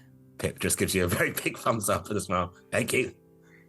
Not that you needed my permission, but you have my support. No, but you're smarter than me, and I would hate to misread the situation and start kicking someone in the head who doesn't deserve it. But I think he deserves a head kick. Yes, You Silver. offer him a really shitty job. What's the worst job? I mean, janitor feels too obvious. I mean, It's got to And be a literal. job that he would think is shitty. writing about other people's success. He has to write books about other great things people are doing, and then he doesn't get a mention. Motivational ghostwriter. Yeah. Something public service. He has to rebuild everything. That's it. He has to use all his energy to rebuild everything that he broke. And then we might consider letting him come for tea, but it's very unlikely. We'd get the Vecna statues, though. It's true. Yeah. It's at this point that you come up to the cliff face, and you can see that the cliff face is probably 400, 500 feet high. Oh. Okay, come on. And I just start spider climbing up. Start walking up. And Yeah. Ildra do the same? I'm gonna make use of my extra hammer. I'm a Mjolnir fly up. And you just zoom past Silver. Well, actually, we'll sort of we'll halfway go. Would you care for a lift? Yes. Hold on. Pip, you're still at the bottom. What are you doing? I mean, I can fly, and Yeah. I've also got a fly. I look to Poppy and go, what are you seeing? And Poppy's just like, I don't know, trees. I'm like, you're not very talkative. You say that, and Poppy's like, just think you want to be up there. First time Poppy's ever spoke to you properly since first being given to you by Nutmeg. She's talked to me. Actually, to be fair, it's Pip doing the voice, so how much has been her actually talking? I mean, she just tried to eat me a few times. Okay. You can fly up if you want, or you can just think about it. Pip starts invert like he did in the Astral Sea and just starts floating. Are you flying up? Yeah. Oh, okay, fair enough. Why? Could I use my imagination to fly? I will say to you now that if you just think, I wish I was up there, when Ildra and Silver get there, you'll be stood there. Perfect. That's what Pip thinks. And then just As soon as Ildra and Silver come over the top, Pip, you're just sort of stood there looking up as if you were still down below. Wait, how did you... Pip, you're not that fast at flying. Yes, I am. No, you're not, and we didn't see you go past. What? Do you swim through the cliff? I wanted to be up here, and now I am. Interesting. I might be a ghost. I can be a ghost. So, I can be a ghost. Can you? Yeah. How's that work Once out a for day. you? Oh, just once a day. Just once a day. Yeah. I'm working on it. Soon I'll get up to twice a day. Oh, exciting. What can you do? Go through walls? Is that ghost powers? Oh, I can do that without being a ghost. Oh, wow. Yeah. I'm pretty good. Yeah, that sounds good. Anyway, Are you impressed? Yeah. I mean, Well- I can't go through walls. While this conversation is happening, Ildra's kind of just gone, and started wishing to be at the bottom of the cliff again. You both turn around to speak to Ildra, and Ildra's gone. Oh, no, they took Ildra. I get a dagger out and I just start looking around. And back. It's not even like there's no like waft of teleportation. There's no sort of like popping in, popping out. It's just you look away, look back, Ildra is there.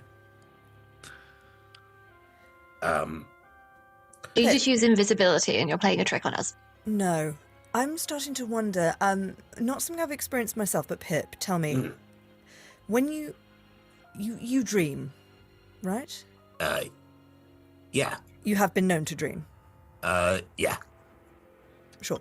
When you are in those dreams, I've heard tell there's something sort of like dream logic, where you just sort of, you know a thing is happening, and it's happening, even though it doesn't make logical sense from before. So you can sort of know that you're about to go somewhere and then just be there. It's sort of like a scene change in a play. Yeah, and then sometimes you look at a bucket and it turns out that bucket is like your friend from another adventure, but you know it's not them. But pauses. Yes, sometimes you can like skip over bits because of dreams. I wish that tree was a bucket. You watch as one of the trees nearby, for you, Ildra, turns into a bucket. I wish I could see what Ildra's currently seeing. Oh, now that is some fucked up shit. It's like, we broke it! It's like you fuse two filters together. So what you can see, is sort of maybe more like a Feywild sort of filter that's on this, is now mixed in with the more religious elven sort of filter that Ildra's put on, and it's now sort of crossing over. So you've got a mixture of everything, and what you can see is a bucket with a tree sticking out of it. Euclidean. Did it work? Did it work? I'm kind of like seeing two existences at once. For me, the tree, what was a tree is now a bucket, but can you not I see that? like a bucket that also has the tree sticking out. This is probably that dream logic that you're just talking about, that I can conceive of two things at the same time. Silver, do you dream? Not that I'm aware of. Oh, why do you guys not dream? It's great. You get to be a Viking. I'd dream if I could. I mean, I process plenty of abstract thoughts while I'm meditating. But... Oh, yeah, that makes sense. No, I don't. I spent, before I did like adventuring stuff, I spent quite a lot of time sleeping next to Nutmeg. And so there was a lot of dreaming. And then like the Fae gets into your dreams and messes around with it. So you don't know what's dream and what's not. So this is why this isn't too weird for me, you know. I just remembered I have messed around in other people's dreams before. That was fun. I have. Oh Right. god, yeah, there was the skin turning inside out, and yeah, it's a whole thing. It's a watch the old episodes, folks. Silver. Evie of like what 4 or 5 years ago. With choices were being made. Yeah. All right. Well, given that dream logic seems to work here, then I suppose the travel distance is also perhaps really what is happening is that we are staying in the same position and the illusion of the world is shifting around us. Like the top of the mountain's coming down to us. We're not going up. Correct. We haven't actually moved. I wish to see the location of the smoke in the forest without physically moving there myself. Ildra collapses on the floor. Well, Eldra's dead. No. Oh no. Eld- How do elves work? I crawl down. I'm like, Ildra, this is why you don't mess with wishes. And Does she take blood? Because of what you said, Pip, you watch as a spiritual Ildra steps out of her own body and begins flying up. No, don't you leave me. Pip sits down on his haunches and just goes, oh. Did I see that?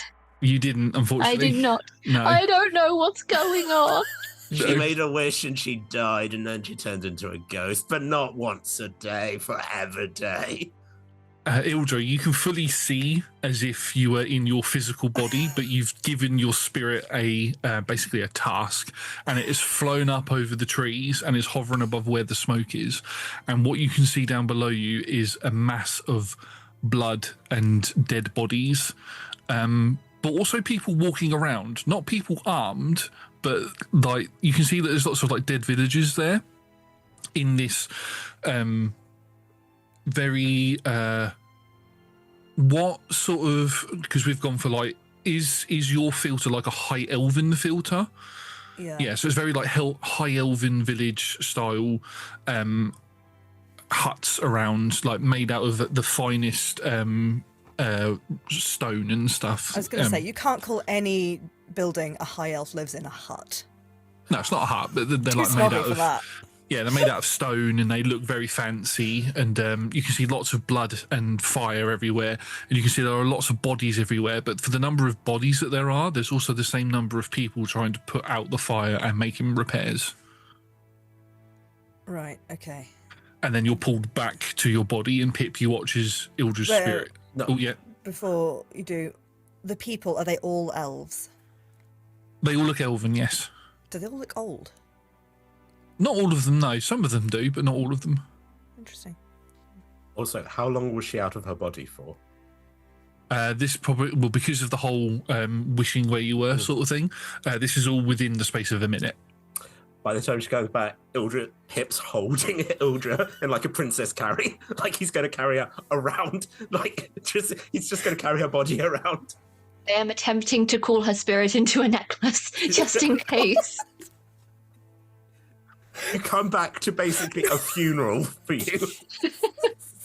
That I'm not somehow gonna be we that- both got veils. I'm not going to be that mean. Be in the same charm as my dad, reunited at last. So romantic. Saves so much of effort. You do feel the pull of the necklace as you approach your body, but because you are still technically alive, you're able to just go back into your body, and Pip, you watch as Ildra's spirit comes back in. Don't worry, she's back. Don't put me in your necklace. I'm not dead. You were dead, it would have been a good move. I was panicking. All right. Well, thank you. All right. I didn't realize that was how that was going to work. I would have warned you. Sorry. It's Although- wording. Yes. Wording. Yes. Dream logic, but wording like the Fae. But at least that was more efficient than me using a 4th level spell slot to cast Arcane Eye. So we'll then fill everyone else in on what she saw. Oh. Okay. Oh, so someone's doing a murder. There has been a massacre, but Right. the people clearing up, I'm assuming they weren't the ones that did the massacre, because otherwise why would they clear up? And if you die in the dream, you die in real life. So they probably are actually dying. Well, this isn't a dream, Pip. It uses dream logic, but this is real life. Pip is just squinting at you very hard and not convinced. Silver, you don't have to keep raising your hand, you know. You can just tell us. You've got your own rhythm going. I haven't figured out when to. No, it's fine. Just cut us off. We'll just keep going. Oh, okay. So you said there were the same amount of people that were cleaning up the bodies. So they're cleaning up their own dead bodies because this is heaven and you can't really die. Yes.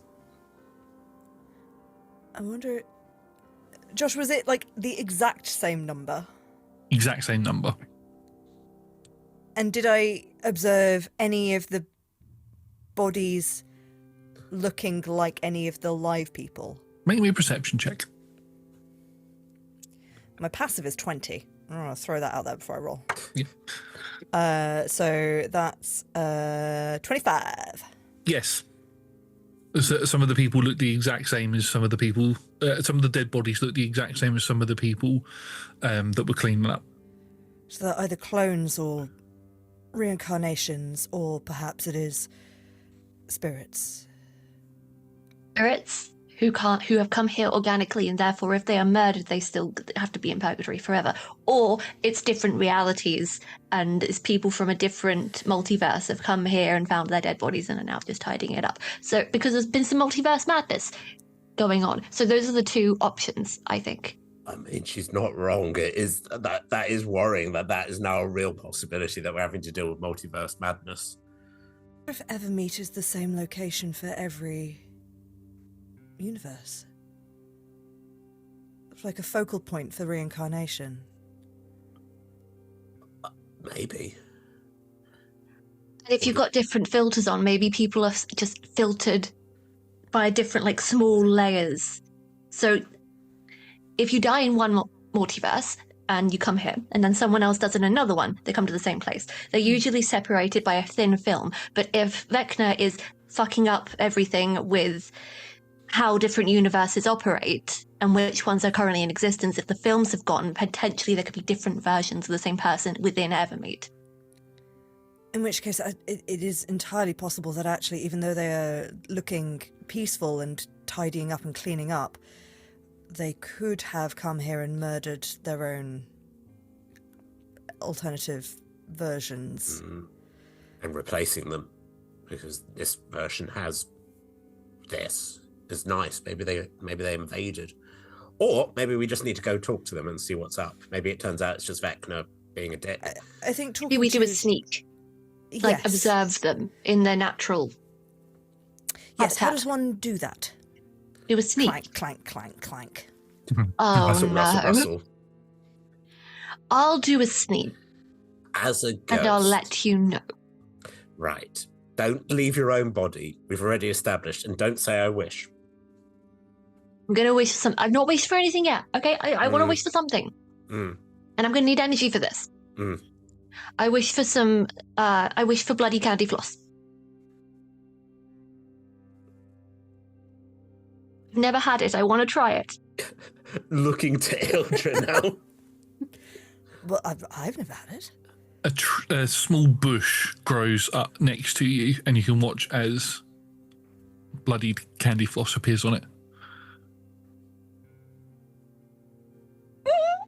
Oh, she's on the sugar. This is the best thing I've ever tasted. Well, it's literally heaven, so... Okay. I'll be back for the bush. All right. Well, we can come a little closer, and we could not wishing yet. We could theoretically wish to be as close to the campsite as we can get without being heard or seen.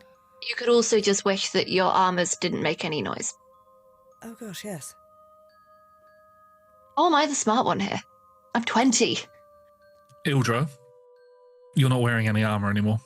Yeah, that's why you don't make wishes. You have the. I shake Ildra and go, very wild logic, you fool! Well, you know the you have the underclothes on that stop it from chafing, so you're not exposed, but the metal parts of your armor are gone. You're showing your ankles! I need this armor. Wait, no, Ildra didn't wish that. Silver did. No, but No, I didn't wish that she didn't have armor. I just You wished need that to- the armor she had wasn't You need making to clanking not noises. Think, Ildra. You need to make your mind a placid. When someone says, don't think of a pink elephant, just internally scream so you don't think anything. All I'm thinking of now are pink elephants. Me too. pink elephants walk past in the background. It swears in like Sylvan for like a minute. I will say that you are not. You physically do not have your armor on. Like you can't physically see it, but you can feel it is there. So you don't have to remove your armor from your character sheet or anything. All right. And It's you just sort of move invisible. your arm around to do the whole clank clank thing. There's no sound. All right. I mean, this would be incredibly useful in everyday life as well. Perhaps. Well, no. I quite like the look. I don't want it to be a permanent change. Anyway. We're doing a sneak. I'm also going to show you how to step without rustling things. I'm just going to do a little tutorial on roguing. All right.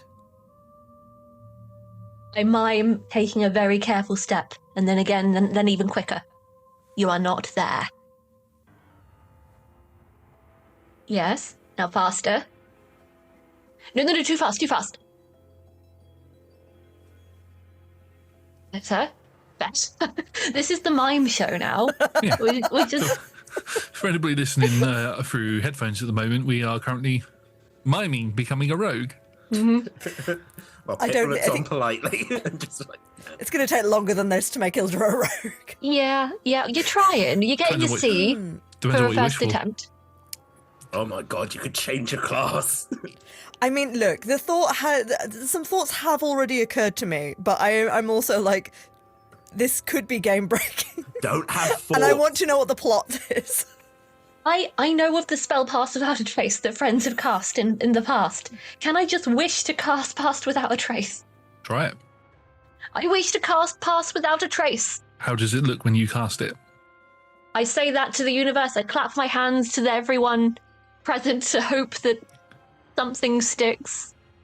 What happens as you do that? This sort of emanation, as Pass Without a Trace is an emanation, sort of erupts from you, and what you can see in your filtered version can now be seen by Pip and Ildra within a 30-foot emanation of you. And the sort of starlight dust that comes off of the black grass as you kick it, sort of thing, sticks to each of you.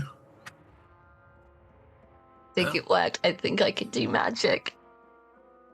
How long do you think that will last? Probably about 10 minutes. I think Pass Without a Trace lasts an hour.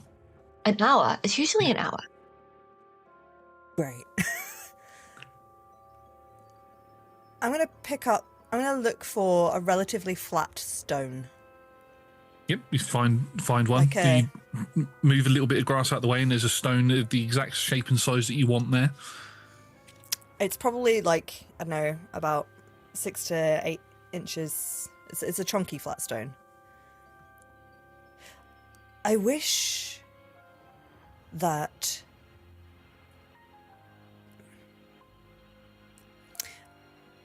I wish to see a depiction of what happened to the villagers in the woods to make some of them dead and why things are smoking appear upon this stone tablet.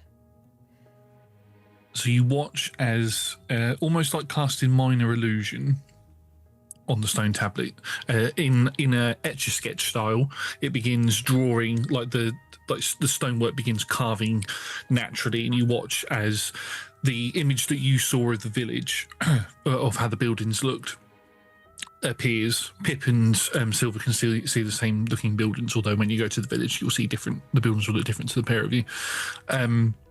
You see the villagers moving around in that sort of, you know when you get like a notebook and you draw loads of different pictures on it and then you flick it and it sort of does the movements. You get a lot of that. It's sort of stop motion sort of stuff. And you watch as the villagers are having a laugh. They're sharing food, having dinner. Very sort of 60s British style where they'd all eat dinner in the street sort of stuff with a big long table. And then you watch as these dark armoured figures enter into the village and start cutting them down. And somebody that you recognise to be Ladouche with a big black sort of smoky arm is zapping people with a finger blast that's turning people to dust, and other people are being killed, stabbed and all of that, and they all die. These people leave the village, and all this army leaves the village, should I say, with it on fire and stuff. And then it just, a couple of the images are just of the bodies on the floor, and then you watch as the people walk out of the woods and start picking up their personal possessions off of their own bodies, and then start moving around and tidying up the town, or the little village, little settlement. So it's Ladouche's army is transformed into the dead bodies, the people that were. No, from what you've seen, the dead just walked out of the forest alive, but their bodies are still on the floor. It's like they've respawned, basically, if you go off of video game logic. Yeah. Okay. So they've just reappeared and picked up their stuff. Do they seem particularly upset that they got murdered, Josh? Or they are just like, oh, it's another Tuesday? Yes, they seem very sad that they've been murdered. Good. Well, the weird smoky arm person seems to have done a murder. That's not Vecna. No, that's Ladouche. That's my sibling. Oh. Or a version of them. The murderous one. They were. Okay. Yes. Yeah. So we're not giving Ladouche a job either. No. Okay, we can work. No, we can work with that. We can kick him off a cliff. I will also say, because okay. I will also say, because I don't think Silver mentioned this, but you do see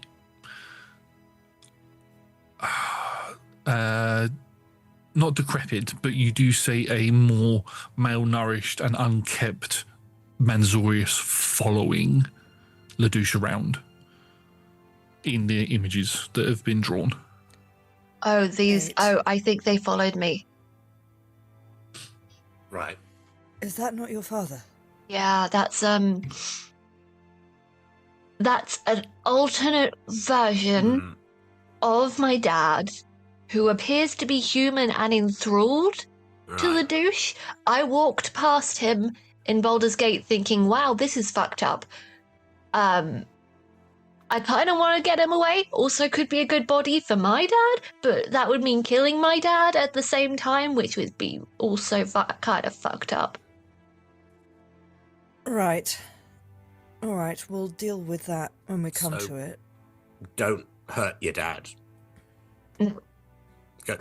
It's just good to know these things before we go into combat, and then, if he starts trying to bite me and then I'm like, no, go to sleep. It's just nice to know. Looks at the stone tablet again, just before we go over and introduce ourselves to them. I wish to know the limits of the power of this place, and are we putting our bodies in any permanent danger of damage by asking for wishes? So, the tablet itself doesn't give you any information, like nothing gets written on the tablet, but you get a sense that there is a limitation to what this place can do, although even this place is not aware of the limitation yet. Nobody is obviously asked for that type of thing. Going off of what you've seen on the tablet, if any of you were to die, you would come back. You're not going to stay dead for long. But you'd be in a different body, a respawn type thing situation. But yeah, it's almost like this place is egging you on to make more wishes so that it can test your limits. Fine. Take wish more to- candy floss from the bush. I wish to know Vecna's weakness. Oh, How can we interesting. defeat him? Interesting. It doesn't give you the answer straight away, but what it does do is it's almost like a beacon of light shines at the top of the mountain where the Belnorn said you needed to go. All right. Okay. I wish to bring Firecloak back. That beacon lights up even brighter. Of course. Not quite as simple as a candy floss, a blood candy floss bush. No. Fair enough. But Evermeet is open to the idea. It seems possible. You get a sense of happiness come from the wind that blows past you. Can I insight check that wind?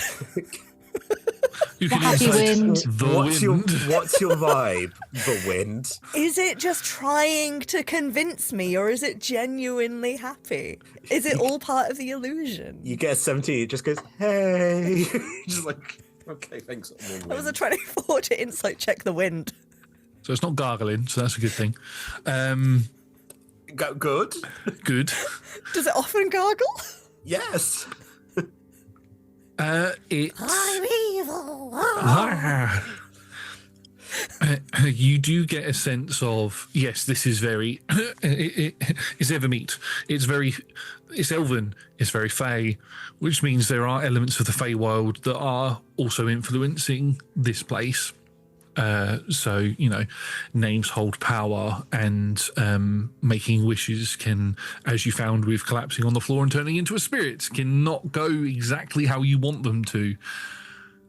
But this place does seem to have a level of sentience to it that suggests to you that it is against Vecna, and it does the things that you've just said it would like to happen if it can help. It will at least point you in the direction if it can't do it itself, which is why that beacon is shining above the mountains. Ildra just take, and I imagine for the other two, this is just, again, pure sort of like wanky cleric shit.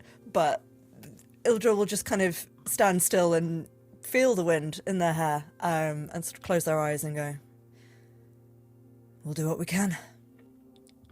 And then start walking towards the village. She's talking to the wind again. Oh, does she do that often? Yes. I thought we were sneaking.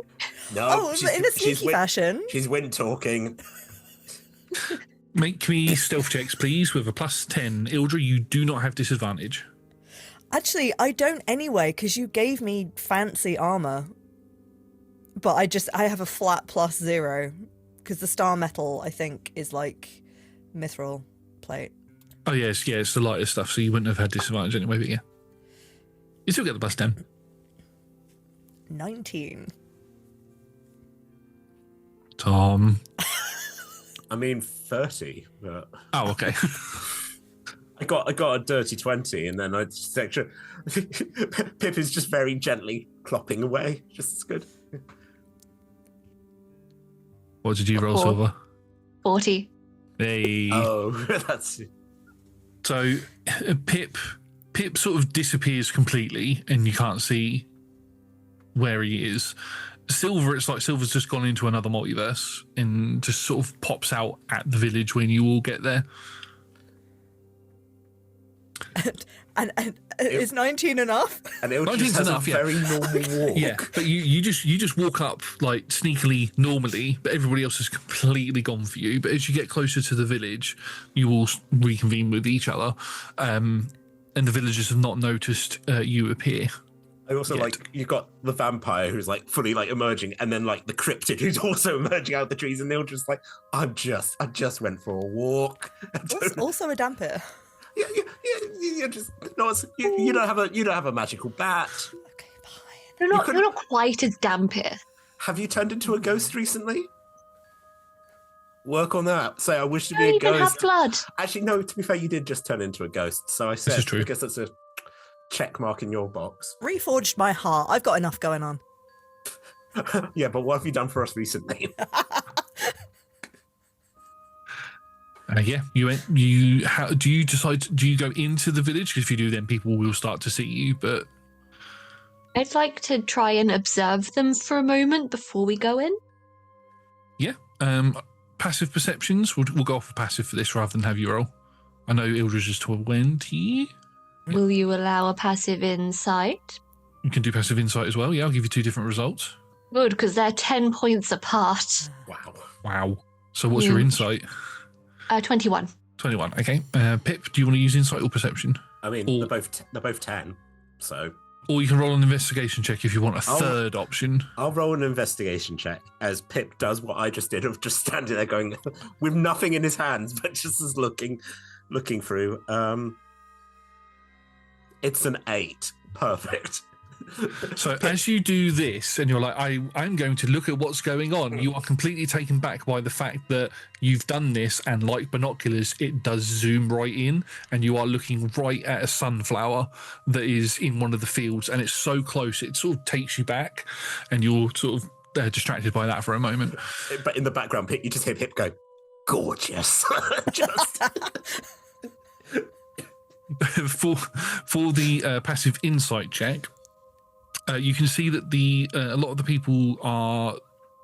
the younger people are tidying up, putting out the fires, doing a little bit of rebuilding to some of the buildings. Some of them are using magic, but they seem to be rather restrained by what they're doing, as if they're not trying to... You've seen magic casters just go, ha, flaming hands, and fire shoots out. But these people are like as if they're trying to hold back what they're doing as they're putting the stones back in place of the buildings that have been destroyed. A lot of the elderly people who are here, this village is primarily elderly over younger, are sat down and are upset while sitting at the tables and stuff. With the perception check, or the passive perception, sorry, You see that the thing that you see is, looking at the bodies on the floor, you can tally who is who on the like, this person here is clearly that person over there who's putting the bricks back up. This person is that person.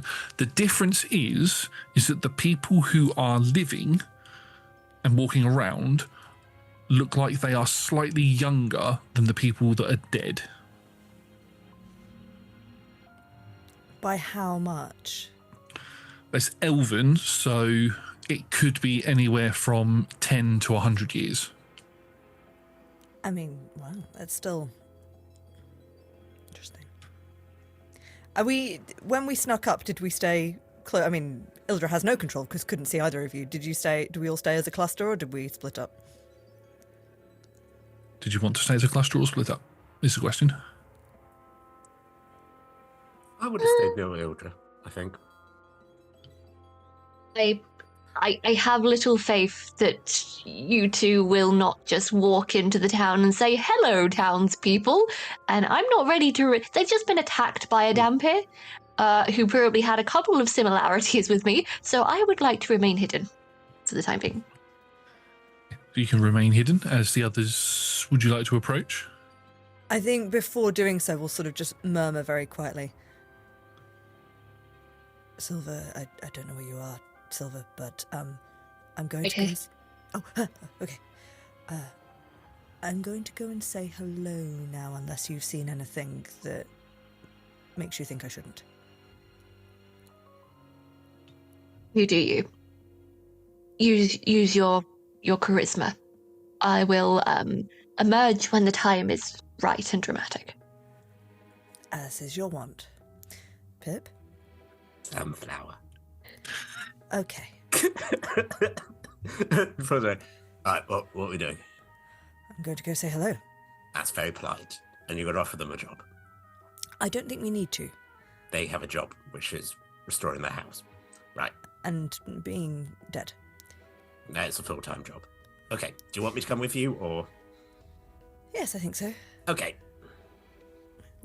Stands up. You stand up, and as you approach, you watch as one of the elderly people sitting on one of the tables, or one of the chairs at the table, notices you first, cocks their head, stands up and begins making their way towards you. Even though they're quite elderly and they're hunched over slightly, they move with youth in their stride as they approach you. Hello. Greetings, we mean you no harm. Hello. They look over you. They roll an insight check. I was just about to pick up a dice, and I realise I don't have one here. What have you picked up then? Nothing. I went like that. And I'm like, there's no dice in my hand. It's a mug. They look you up and down and go, you're not with the people that just attacked us previously, are you?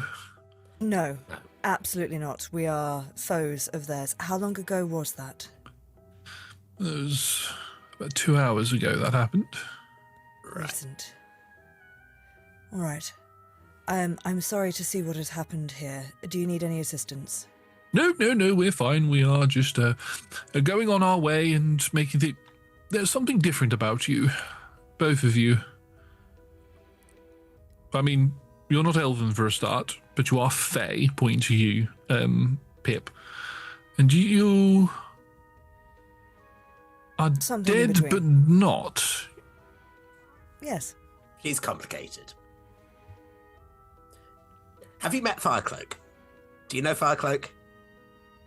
Well, yes. I have not met Firecloak recently, but they are somebody who would frequent the areas a long time ago, yes. Firecloak vouches for her. They're buddies, so you can trust her.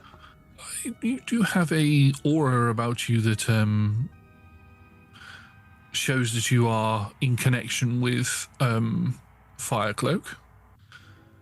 I am indeed. On a mission of sorts for, well, not just him. On behalf of, in revenge for, well, everyone really, but... the death of the entire Seldarine.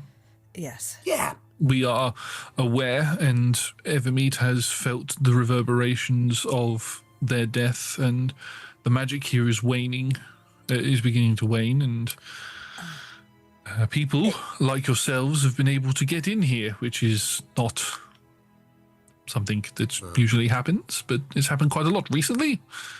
Has there been other attacks, or was it just the one that happened a couple of hours ago? Is that the first time? We've heard of Outsiders. other attacks in other villages and settlements throughout Evermeet. This is the first time that it has happened to us. Do you know? Sorry, this is not really relevant. How do you perceive time here when everything is so ephemeral? Oh, we have our own time here. I mean, 2 hours since we were attacked for us could have been 10 minutes for you from where you're from. It's all different. It's all wibbly wobbly. It's a bit like if you were in the Feywild or any other plane of existence that isn't the material plane. It's like soup. We got it. Fine. Yes. Plain our soup. No, sorry. I have questions that I should not ask as an elf who is not. Feel free, yet please. Feel free. You intended are in. to. Well, it feels quite rude to ask you how long you have been here, but also. Oh, I don't know. Oh, I lost track a long time ago, but I know I have been here for longer than an elf should be alive for, yes. I'm waiting for my opportunity to move on. On a previous quest, I happened to... Oh gosh, this sounds... Pip, let me know if this sounds arrogant, please. Okay. I happened to have an opportunity to speak to Corellin themselves, and they implied that I'd also done it multiple times in past lives. And I'm just fathoming, knowing how long we live and how often we can reincarnate, sort of the sense of time scale is just sort of... It was already large, but it feels even larger if time spent here is also potentially endless. Well, there are those of us who are handpicked by the gods to go back sooner than others, and there are others of us that naturally go back, and then there are others who wait here until we're allowed to move on. It's all... I believe I am at that stage now where I am waiting to move on. I have not been chosen to reincarnate for some time. I am sorry to tell you that with the Seldarine gone, Arvindor is a wasteland.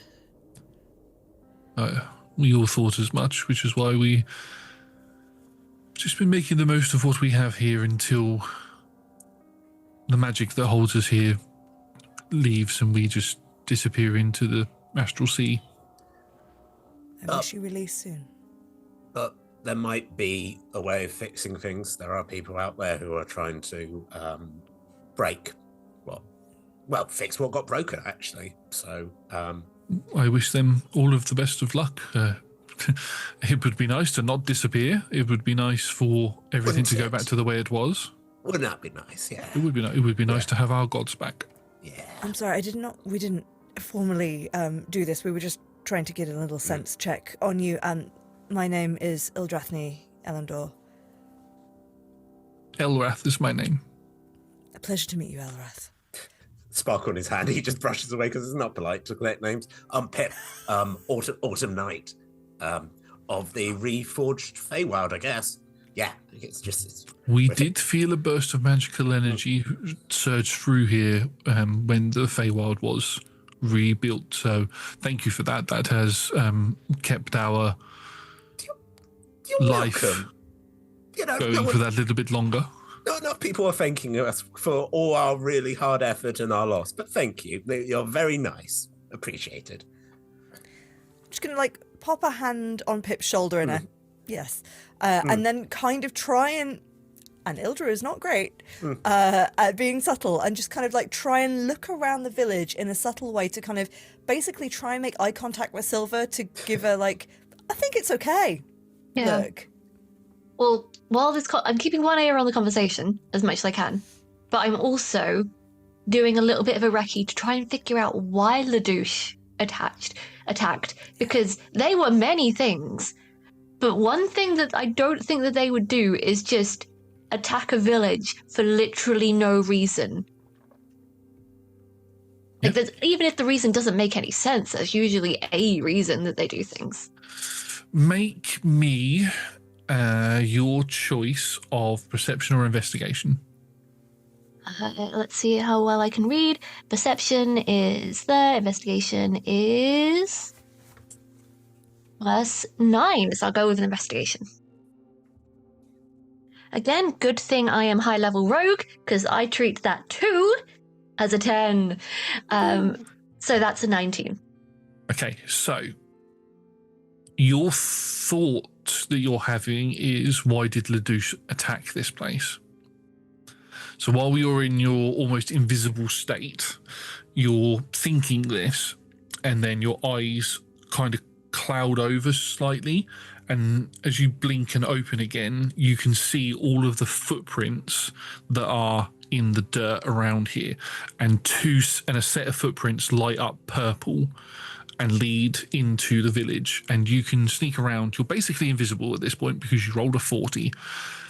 You make your way to what looks to be the sort of elder house of this place. Again, because this is your filter, it's very, I'm gonna guess, Gothic-esque looking, and yeah. You make your way into the house, and you watch as these footprints lead towards a chest that's at the back, and the chest is open, and there looks to have been a key resting on there, and that key is gone. And then you watch as the footprints lead out and out of the village. Is the chest open, or is the key gone? The chest is open and the key is gone. Okay. But you can tell it was a key because it's imprinted in the velvet that's inside it. Okay. I'm also going to try and look for a name within this hut. Like, maybe there's, I don't know, some bills of correspondence that you get in Purgatory.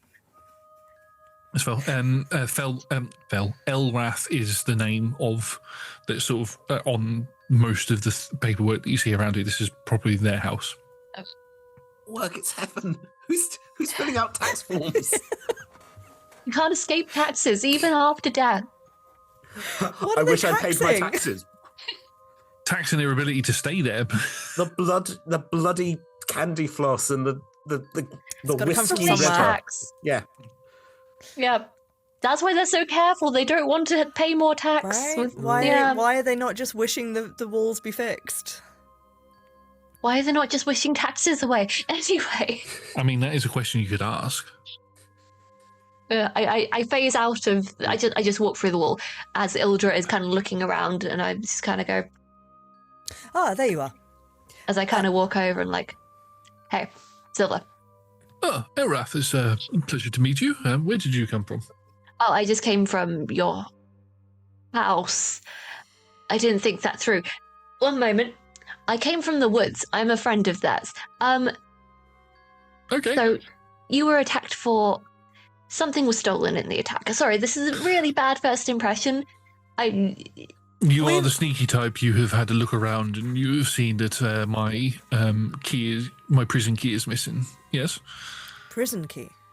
Yes, I hold one of 3 keys to unlock the cell that holds the Shrinji imprisoned up in the mountains. I did, I should say. It was the last key. Okay, so the person who attacked you, their name is Ledouche. They're a douche. That's an unfortunate name. Yeah, they weren't born with it, but it's better this way. I think that they are getting ahead of us to the Shrinji. That could be very, very bad. May I ask, the physics and metaphysics of this place enables you to sort of just compel things to happen.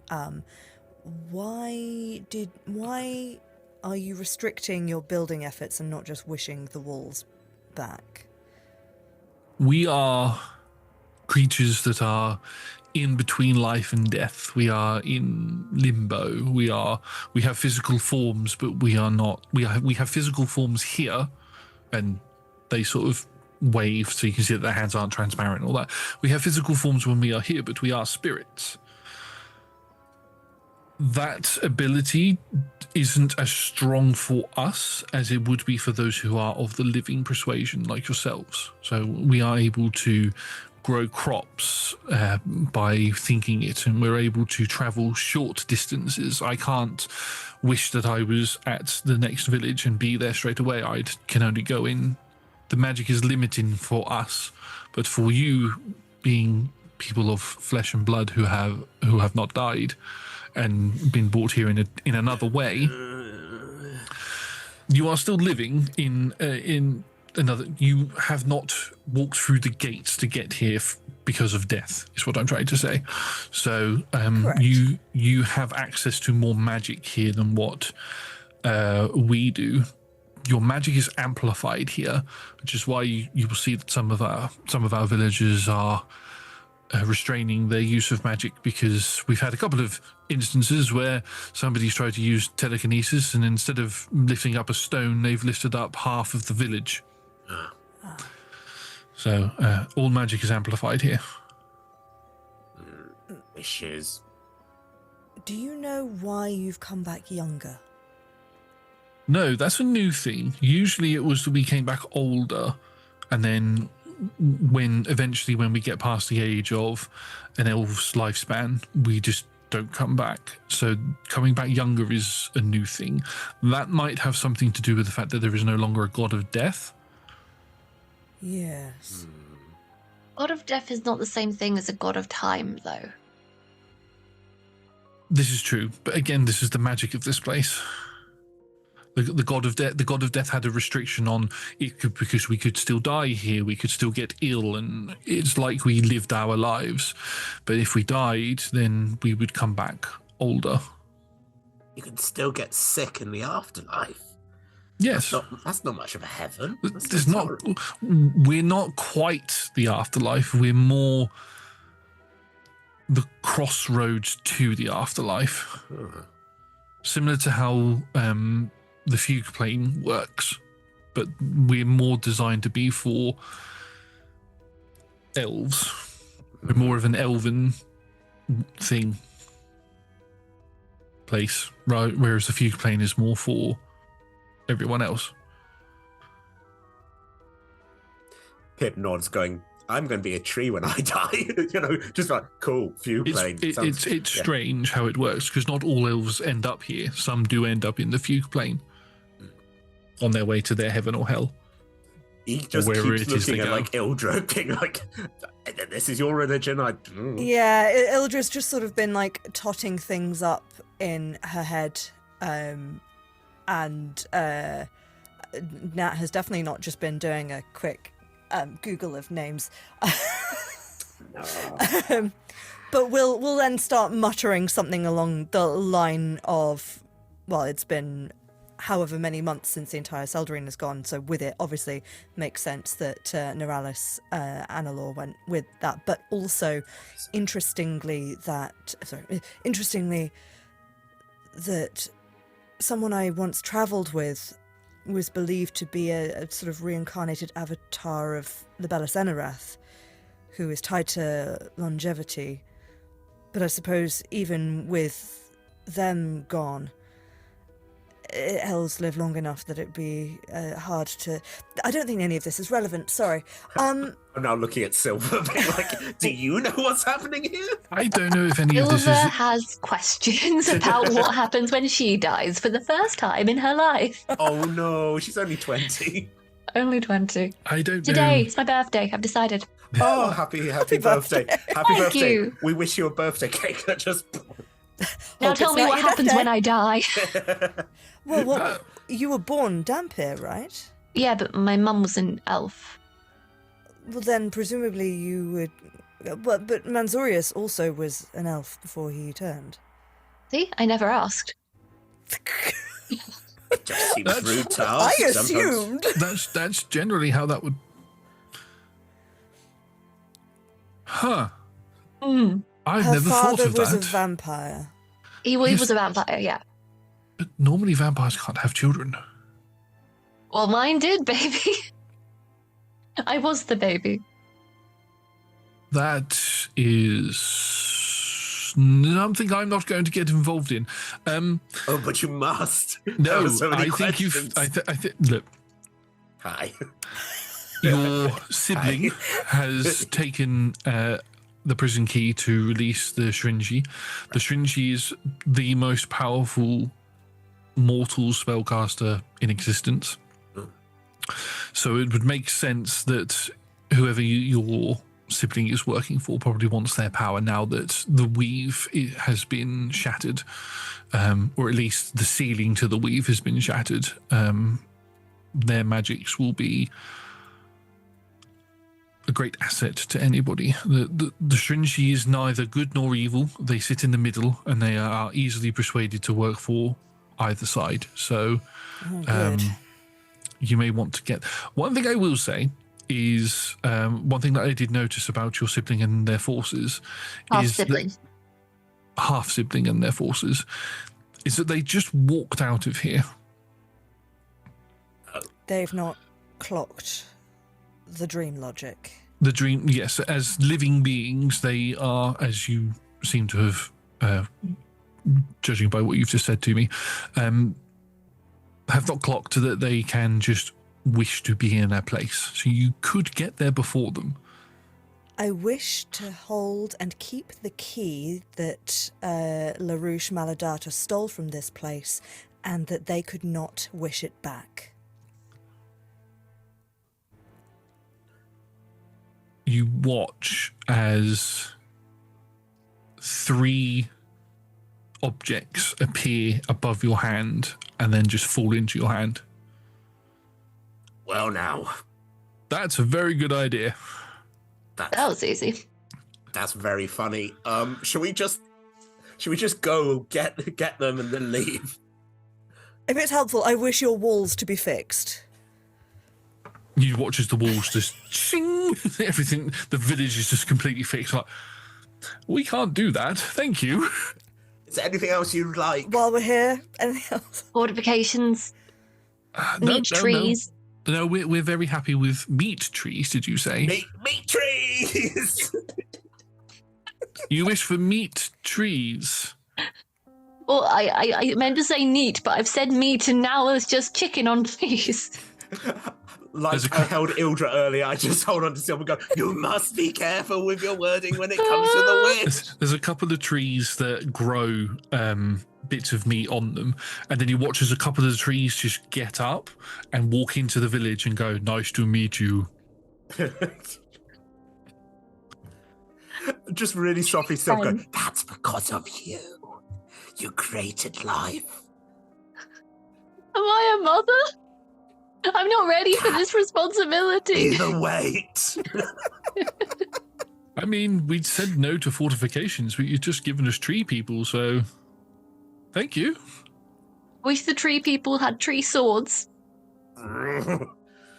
They walk over to a little tree and they pull it out, and it's just a wooden sword. Wait. They now understand war, Silver. Oh, You created war in the heart of the trees. But are the I just swords... wanted them to help. If the trees are people and the swords are made of tree, is the sword also people, and they're using people as weapons? Yes. Well, the handguard of the tree of the sword just waves at you, and you can see that the pommel is a face, and the blade are legs that open and close. I beg you two to be more careful. You are creating abominations. Everything I touch turns to horror. As you place your hand down, weird horror. as you place your hand down on the bush that's been following you, and it turns into like a pumpkin monster, and then reverts back. Bush has been following me. Yes, Yeah. Of course the bush has been following you. You can't outrun these things. You created so much life here, Silver. I don't want to be rude, but dadoy. Of course the bush has a soul. Everything's got a soul. I take candy floss from it. Is that? You were eating its flesh. Oh. Pip, why'd you say that so no. judgmentally? I'm not being You judgmental. yourself are a flesh eater. It's different Yes. when you've created the life. Elrath is kind of moonwalked away from this conversation. I don't eat my children. Right. Should we just go to this cage, get this great magic user, and then we can...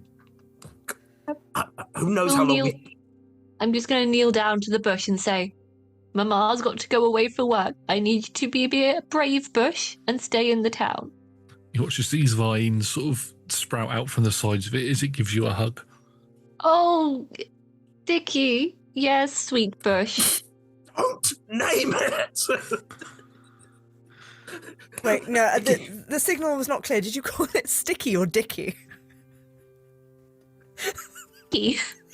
It goes out You're again. not going down the road of a Dickie bush. Oh, Dickie Bush. A new thing in the Roll Together universe is a dicky bush that grows blood floss. God, that's going to get out. That's going to get into the Feywild. Mm. And poor El Bandito is going to be working so hard, and they're like, what the hell's this? Why is this monster here? Should be like, Oh, delicious! Free snacks. Like Darwin eating the Galapagos turtles. It's like, what happened to Dickie the Bush? I don't know. A tanuki ate it. It existed and it went extinct within a day. Oh, this is such do we a wish to be at the difficult top of the mountain? place. Yeah. Should we just... You're just there. Yeah, you're not in the village anymore. You're just at the top of the mountain. It is colder up here. And you're just there, and you can see that there is a doorway in front of you that has got 3 key locks to it. Right, so... One shall each. we? Yeah. Ready? 1, Go 2, team. 3. 3. You turn the locks, and you hear the contraptions on the inside make the sort of whirling and sort of the thudding noise of locks moving into place, almost like a vault opening, but it's like as if there's 3 separate vault locks that are unlocking. And very similar to how Fallout door is in the Fallout universe, the door sort of rolls to the side out of the way, and it is a circular entrance that leads in, and you can feel a sense of warmth blow out of this cavern, and you can smell spices and something nice cooking inside.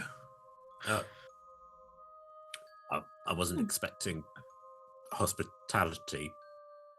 Well, surely one must assume that the Shrinshi, being mortal, needs to eat.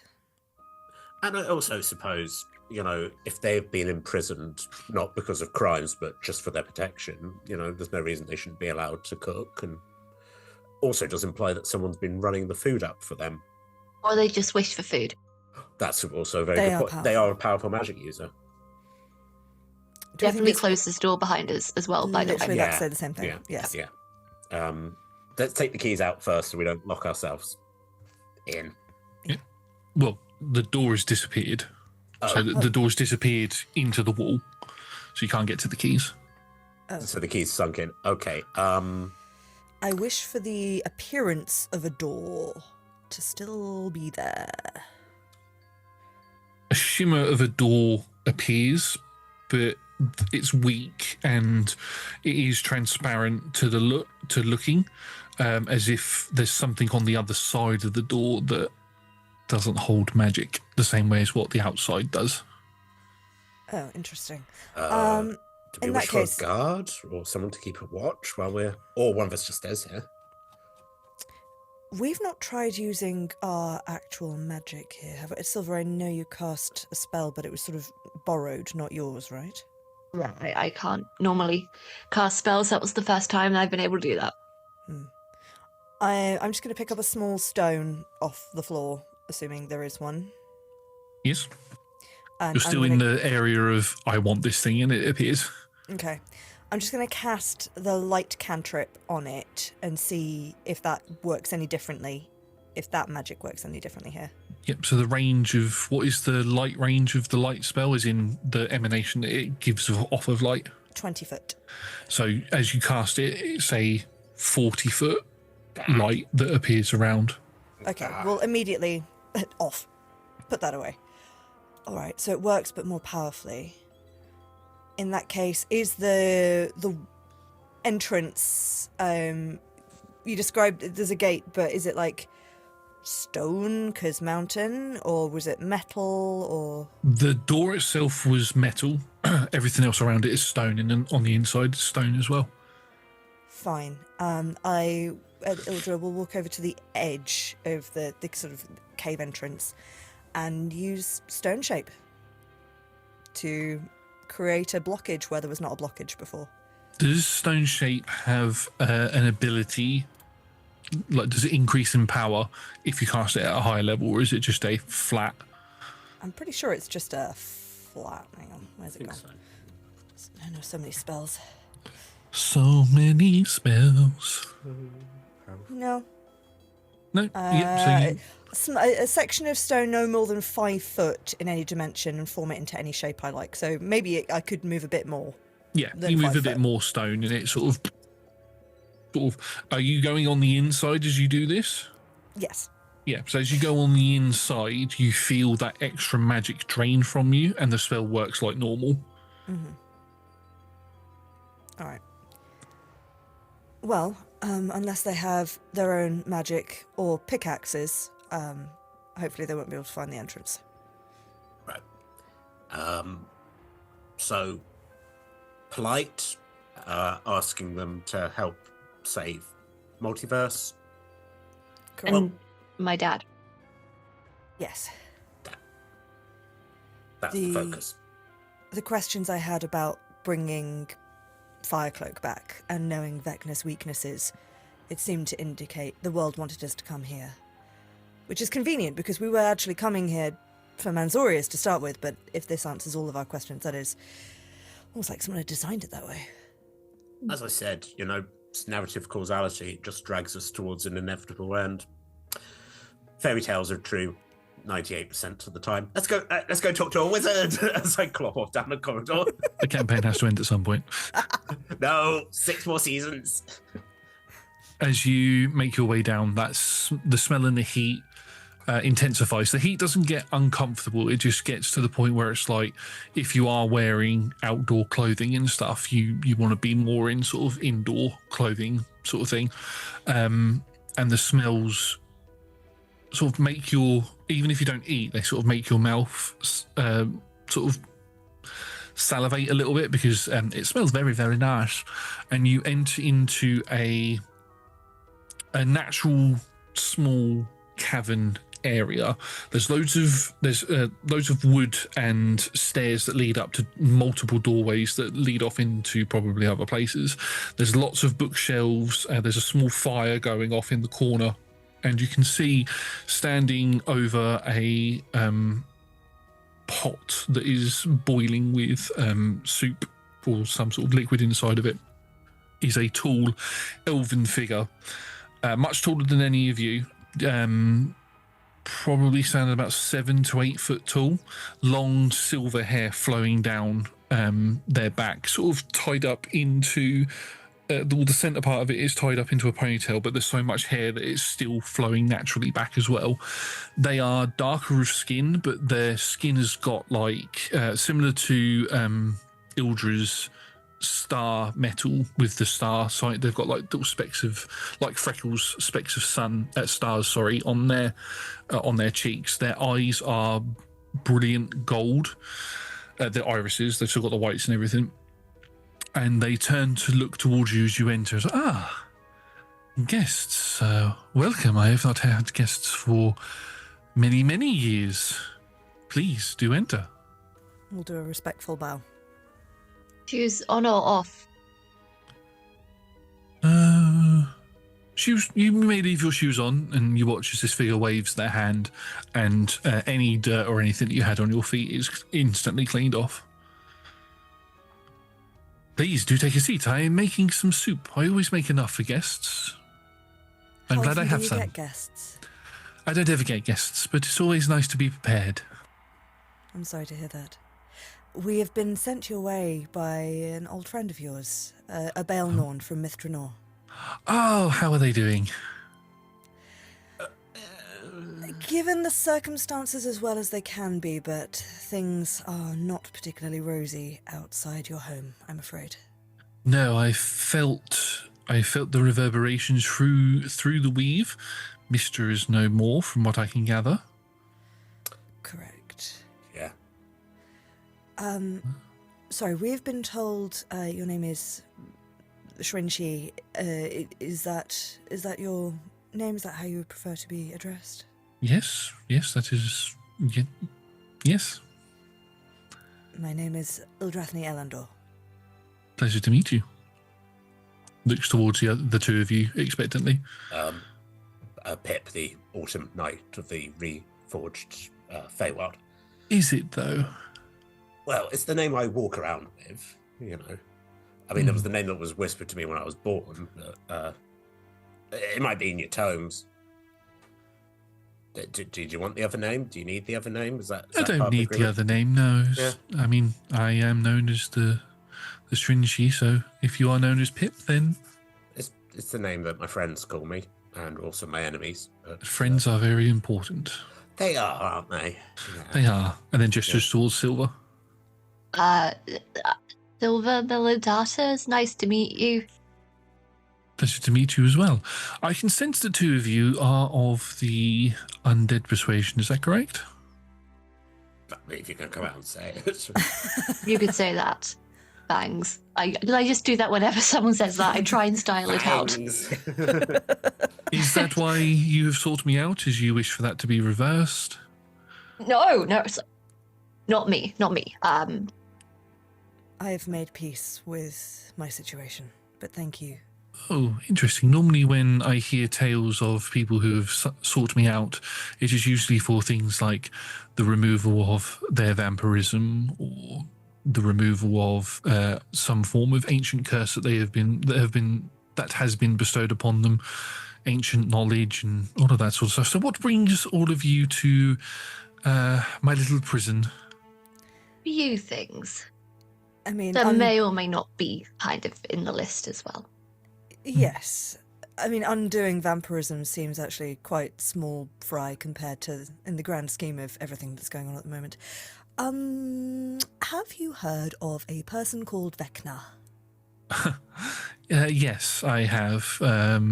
Sort of weak, upstarting wizard was killed, turned into a lich, was killed by some adventurers sometime not that long ago, from what I understand. Not weak anymore. Not dead anymore. Not defeated anymore. The only way that would be possible is if the multiverse was bleeding. Yeah. Oh, interesting. Yes. So that's part of what... That's like a bigger thing that we'd ask your help for, but Silver, do you want to... Silver's got like stuff that you probably would be easier to help with. Also, we think some bad people are going to probably come in to talk to you, so can we start by asking for sanctuary here? We're safe here, right? Because I think there's some people who want to hurt you. Here? There's people who want to hurt you, and there's people who want to hurt us. So, yeah. I mean, they can try and hurt me. It has occurred to me, actually, before we came in, we could feel the sort of magic return to normal, but outside of your domicile here, magic works differently. We could have just wished LaDouche to be trapped in a trap and stuck forever. We could have. You could have wished for them to have been stuck in a trap, but they could have escaped from it eventually. Or just dead, I suppose. Oh no, by the earth. Ever Meets Magic does have restrictions, and wishing for the death of someone is one of those restrictions. Yeah. That makes sense. Don't wish for the death on people. That has a nasty... Or more wishes. Well, quite. Or for someone to fall in love with you. Or to become a genie. Yeah, there's all sorts of rules. Yeah. It's in my book. Don't wish for that when you're out there, please. Do not wish for that when you're out there. No, we've already created enough life as it is. We're good. There are a lot of djinn in the material plane that were made by making that silly wish here, thinking as a joke. Well, Silver. Anyway. Yeah, I have a more doable thing. there was this person who gave me some cards. I've been directed here by fate because I've been trying to find this for ages. But my dad, he was vampire. He dead, but he's not dead because he's in my necklace because I can just keep a soul occasionally. But I really want to bring him back as like a non-vampire person, and he would really like that as well. And I've been searching for a way for ages now. May I see your necklace? I'm going to insight check just to make sure. Just to check. You can make an insight check, yeah. This is what's happening in world. He's like, hold on, let me insight you. What's your vibes? Let me stare at you real close. What's in this soup? I think that's 31. Wow. 31? Yes. I think so. My math isn't good. What's on the dice? Or it might be 30. It's 19 plus 11. 30. 30? Yeah. 30. Ooh, 31 would have got it. 30. Yeah, sorry, that is going to be a fat. Sorry, Evie.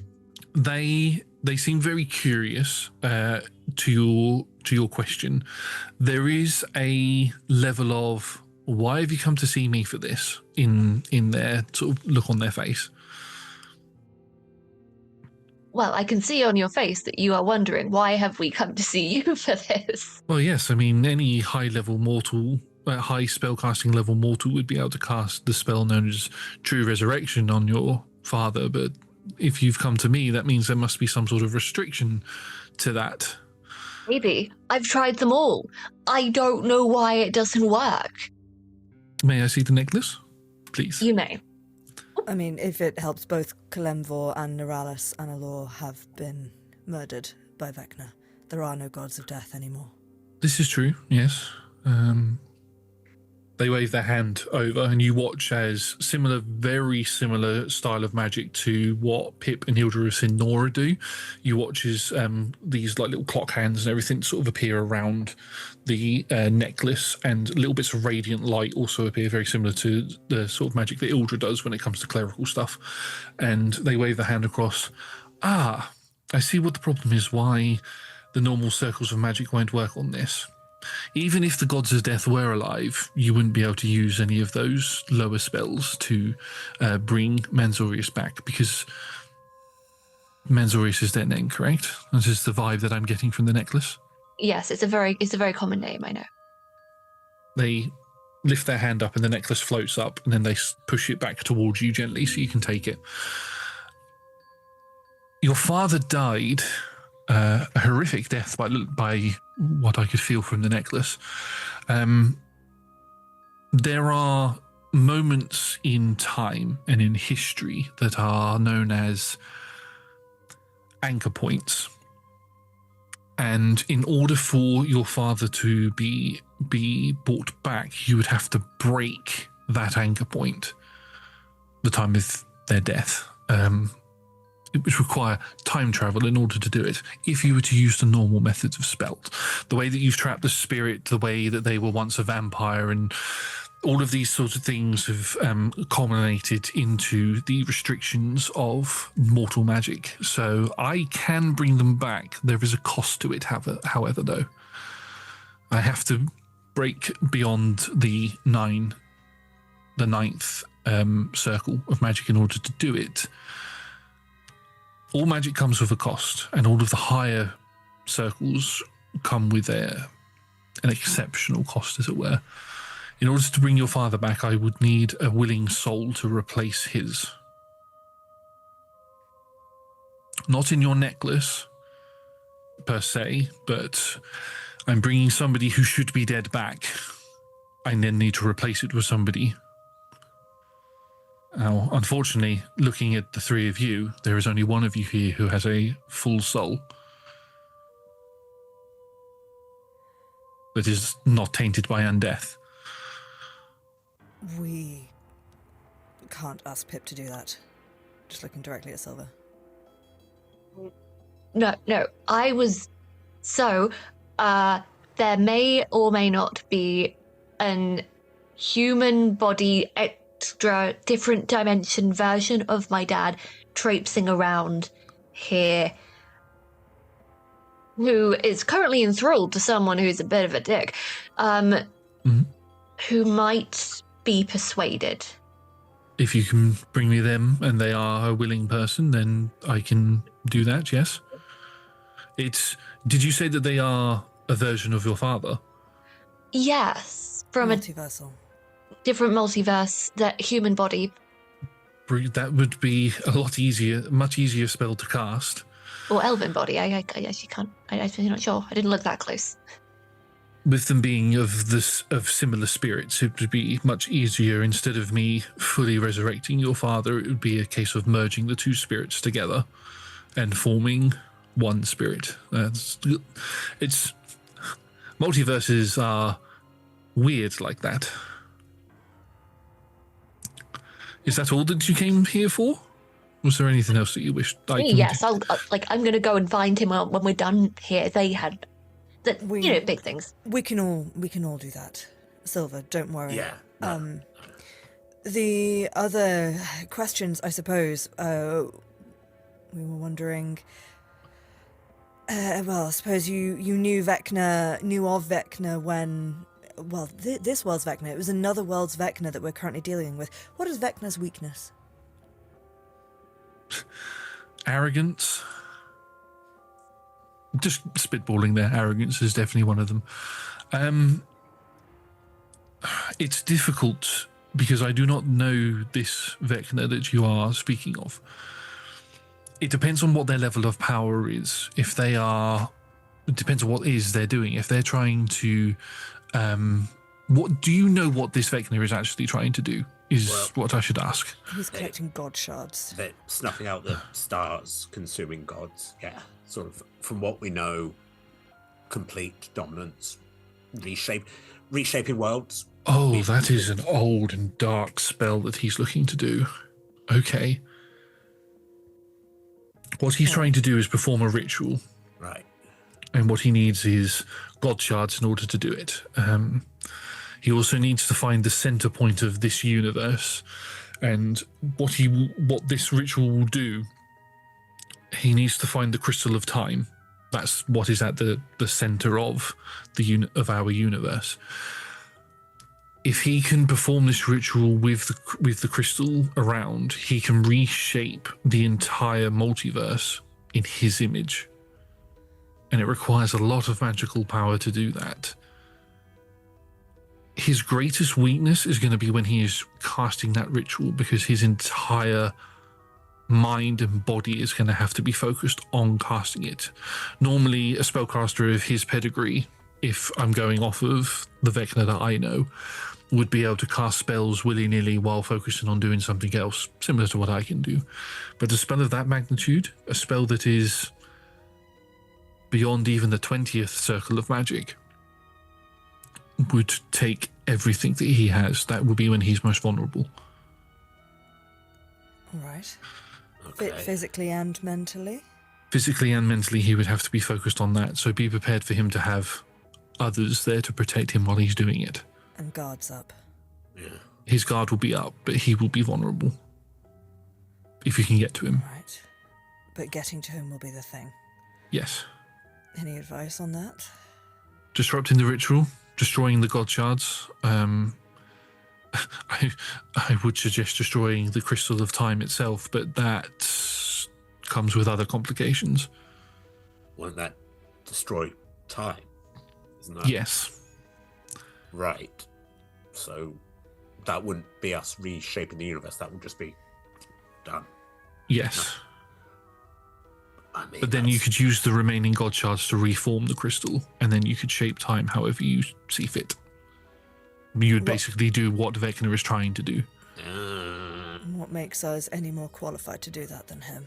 You would be there, would be the thing. And you're not evil from what I can sense. This hopefully. version of us isn't. But if we're getting into a place where multiverses bleed into one another, who knows? All right. I suppose my next question is somewhat redundant. I was asking things when we were able to sort of manifest and wish things outside of here, but That's fun, that is. I carry the remaining shard of Dural Tilvena, Firecloak, Fire cloak, yes. in my heart. And I was wondering if that might be enough to bring him back. But it might be that as long as Vecna is on this path, it's too risky anyway, so... That is a case. It would also come to great pain to you. I can do it, but I would have to extract the shard from your body. Or the pieces, as you say. Right. And that comes at an even greater cost. A personal cost that I must ask for. Perhaps now is not the time. Is it- Unless... Looks at Pip. Unless you think having a literal god of fire on your side might be better than merely me. I mean, it's always good to have a god on your side, but it's even better to have an Ildra. I mean, is it also possible to bring gods back from god shards? Or was that just... That's what I would need. I would need a god shard in order to bring a god back. I'm not saying that the cost would be that Ildra would cease to exist. I'm saying that my cost for casting that spell would be greater than what I've currently asked for from Silver. I mean, that was a soul. That's, So I it's... suppose I may not be myself or may not be strong enough to assist you in the fight anyway. I mean, it had nothing to do with that. It wouldn't affect, other than any abilities or anything that you have from possessing the god shards, you would lose those, but you would still be you. What I ask for, and I need to make sure that I clarify this, is I want you to break my prison so I can leave.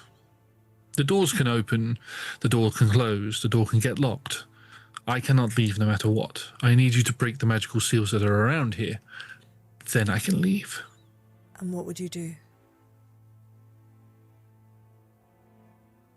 Live is what I would do.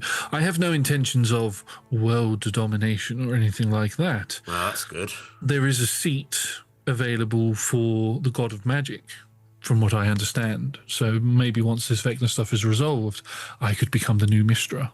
Maybe. I don't know. Depends on who rewrites the universe. Would that you always not makes rather sense. be the elven god of magic, who I'm definitely not looking up the name of right now? No, because I like them. And no one likes Mistra. It's fair. We're due. Mistra is the one that puts the, or one of the Mistras is the one that puts the restriction on the number, on the amount of magic that mortals can cast, which is why we have the 9 circles. Magic actually goes beyond, far beyond those 9 circles, but Mistra felt that mortals weren't allowed to access it. And if these people who are coming to hurt me, as you say, are agents of Vecna, then he is also looking to try and break, gain access to more than just the ritual spell that he's trying to cast. Corellin is literally, Corellin is the elven god of magic, who also, to be fair, quite problematic and made lots of decisions that people weren't particularly happy with. Odds. They are brilliant at elven chess, though. Never got a chance to play. Not that I remember. Perhaps I did in a previous life. Anyway. Anyway. I mean, it's rude to ask, but who locked you up in the first place? Was it the elves? Was it Mistra? It was the Seldarine with under Mistra's. It was Mistra's request for the Seldarine to seal me away, because I would not adhere to her restrictions of the circles of magic. I kept trying to find ways to break it, and that annoyed her because she had to keep fixing it, because I was the only mortal that could break it. And assuming that you do take her place as the god of magic, the sort of general Faerunian god of magic, would you therefore allow anyone to break the 9th circle of magic? Oh, no. I just wanted to be able to do it myself. I agree with there being a restriction on mortals. It's just And what made you different? because I'm me. Oh. Oh. And I want to have the ability to be able to do that. Yes, but what would you do with that? It's just having that assurance there that if needed, I can just something out of existence. Or And would you need that, hypothetically? if something annoys me. Is that not exactly... You know what? Ildra's just like completely shook. Yeah. I think, Silver, let's go do the mission. Let's go find Manzorius. Thank you for your hospitality. Thank you for your offer of soup. Ildra has not taken any soup. We will return with a potential host for Manzorius, and we will think on your suggestion. Thank you. I am deceiving very strongly, being like, yes, we are absolutely going to be thinking about this, given a lot of food for thought, soup for thought. A smile of recognition across their face, as they're like, Let's just do an insight. 1. Perfect. Pip's just got a lot going on, and he's like, I'm not really understanding what's going on, but I'm also he was a little bit scared that they were going to sacrifice him for a bit, and then just be like, well, I've done my job. I guess a dad coming back would be lovely.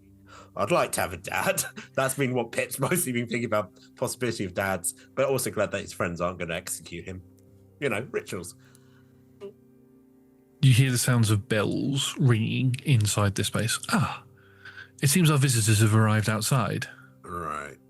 So now would be a good time for you to get that body, as it was. Okay. Yes. You always had a doorbell. It's an alarm system I have, so I know when people are approaching. Can you see outside? I can indeed. They wave their hand, and you watch as like this cloud appears, and the cloud sort of parts. You can see, like, similar to the stone tablet you had, but there's no stone. It's just like a minor illusion, and like a security camera, basically. And you can see that there is an army outside, along with Ladouche and human Manzorius. How big an army? A couple of hundred. Okay. That's fine. We can manage that. We've got We the should power fight. of imagination. We should fight them outside and not in here. Yeah. Yes, that would be advised. Thank you. Do you have another exit? Because currently, unless they have pickaxes or someone who can stone shape, they can't get in that way. No, I don't have another exit. I can clear the spell that you've cast easily enough, but So it might be quite nice to sort of take them by surprise. If we could go up and over and get the literal drop on them, that would be fun. Could you just sort of wish us outside, above them? I can do something better than that if you'd like. I can just teleport you outside. That would work. Okay. Well, thank you for your advice. Hold up! Don't say goodbye yet. Death ward. Death ward. Oh, thanks. This is weird. Yeah, no, it's good. It's actually saved us a good number of times. So you'd be glad. Do you have any other preparational magics that you'd like to cast before you leave? Yes, probably. Yeah. Any All other in the moment. abilities? Any other abilities, once per day things or anything like that you'd like to do before you go? Please feel free. You're going to need it with the fight going on out there. I can't help you at all. I could be a ghost. I mean, it's not a bad idea. How long did it last? The army that's with Ladouche, they undead? Are you asking the DM or you're asking the Stringy? Shrinchy. Yes and no. They were once vampire spawns by the look of it, but they seem to be infected by something called the gloom. Oh. Right. Right. Gloom fallen, I believe, is the term used. You dealt with them before, Silver? Oh, yeah. Do you not hear about Gloomsday? Is that a holiday? Do you get presents? No. Oh. No. This campaign was so many years ago, Josh. I remember the gloom being a thing. Yeah, she just- remembers the gloom what it being a wa- thing. Silver But just what it goes, was specifically, bad. Yeah. bad. I remember watching it. But yes, this gloom is slightly different to the gloom that you experienced. These people have been infected and enhanced in a way. Think of it like how the Aether affects people in Aeodrin. It's something similar along those lines.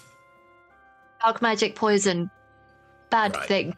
Okay, but are we killing these things, or are they like possessed? Are they creatures?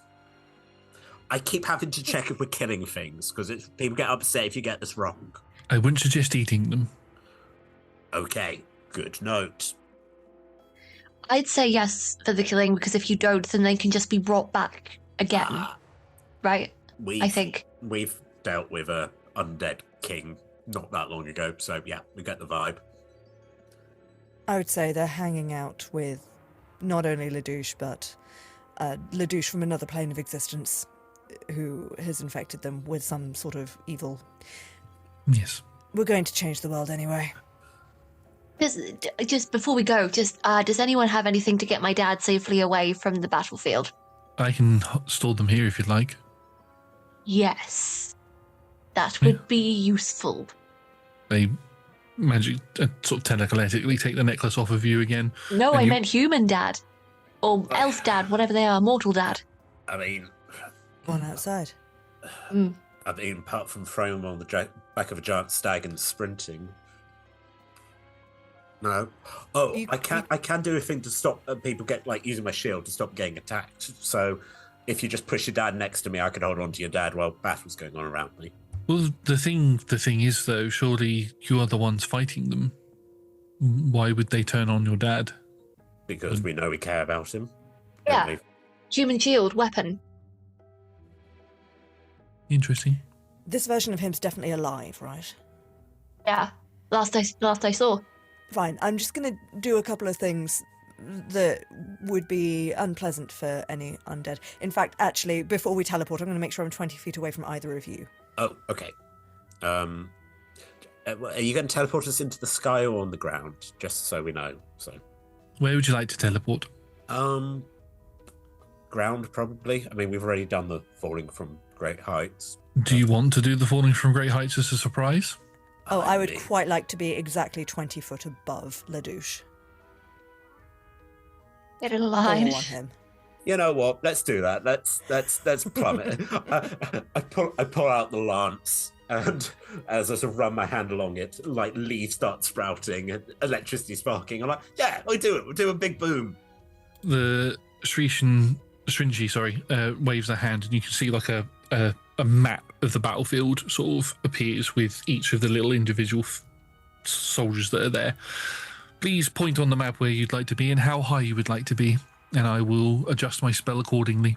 Oh, we're literally diving in. Okay. Well, that bit's Do, red. do, do, do. That's a lake. Oh. We can't go to the lake. Yeah, Silver, where do you want to go? I would like... Ildra, you have some unresolved things. You've not had a chance to hit Ledouche. That would be So- nice. I will let you hit Ledouche first, because I'm a kind person. I'll get out of the way for the killing blow for you. Thank you. I always get the killing bro. Killing bro? No, the killing blow. There we go. But I am also going to be in ghost form, and I'm also going to have Jeffro. Do not worry about your health falling from a high height. I can compensate for that as well. Oh, I've fallen from higher than that and been fine, but thank you. We'll My be main- 50 feet up. 50 feet up, yes. My main thing is I'm going to activate a Crown of Radiance, which affects fiends, fae, and undead. And I do not get to choose who that affects. So give you 20 your foot. distance. Sure.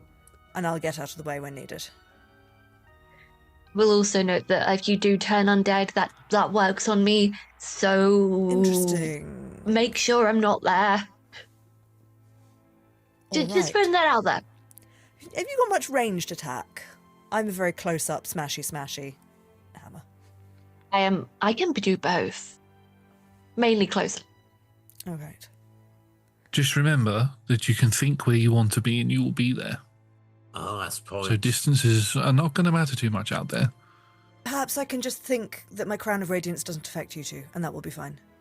Yeah. I'm happy with that. Oh, I think my turn undead to be much more powerful than it is. We'll have to play and find out. I just very quietly go, danger. Just wishes. So I know for, because we're coming to the end, we've gone over a little bit, but I wanted to get this conversation out of the way so the next session can be fight. How, on the battlefield, where would each of you like to appear and how high up would you like to be? And what preparations are you doing beforehand? Spells, features, all of that sort of stuff. I know Nat's got a lot, so I'm going to come to Nat last. I'm going to come to Tom first. I think from that conversation where people were like, I want to go for this person, I want to go for this person, Pip's just happy to do crowd control, so probably will just drop himself into the, to drive the army back. It's a bit like, it's because with my lance, I can do the thing where I slam into the ground and it does a big shockwave. So that's what I want to do. So using the lance, I've also got cast divine favor on my weapons, so I can do radiant damage as well. So I think Pip's just prepared to do like a very, as he said, big boom and to drive it back, but also these two to shout and go, we need to leave, we need to do this. So How high up do you want to go? 20 feet. 20 feet, okay. Silver. Question first, Yes. which is Ghost Walk. Last 10 minutes, so that's all good. Has a flying speed of 10 foot. Can I also move normally? Or can I just fly? If so, then... Does it say that it grants you a flying speed of 10 foot? It just says you have a flying speed of 10 feet. I think it is you're floating. Yeah, I like think a it is you're ghost. just flying, All yeah. floaty. Oh no, that's kind of useless in a fight. But you can imagine where you want to be. Yeah. Basically, Screw it. this fight movement doesn't matter. You can be wherever you want to be. Sure. I'll hit the ghost form with teleportation powers now.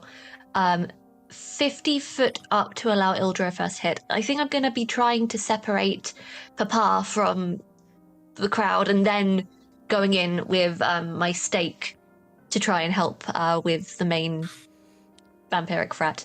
And Jeffro will be there as a flying horror as well. Jeffro appears next to you as a flying horror. And then finally, Ildra. So how close is Manzorius to LaRouche? Literally right behind, as if like a Right behind. squire or a servant to a master. And does he look like proper squishy human? Yes. That's upsetting. All right. Well, we'll go for 20 foot above, so I can just drop on him. But specifically 20 foot above LaRouche, Yep. rather than the two of them combined. Switch. And I'm just gonna prep Crown of Radiance and Spirit Guardians. Spirit And Guardians Death is Ward- concentration. And Crown of death ward on Radiance is each not. person. That's already been done. Yeah. Okay.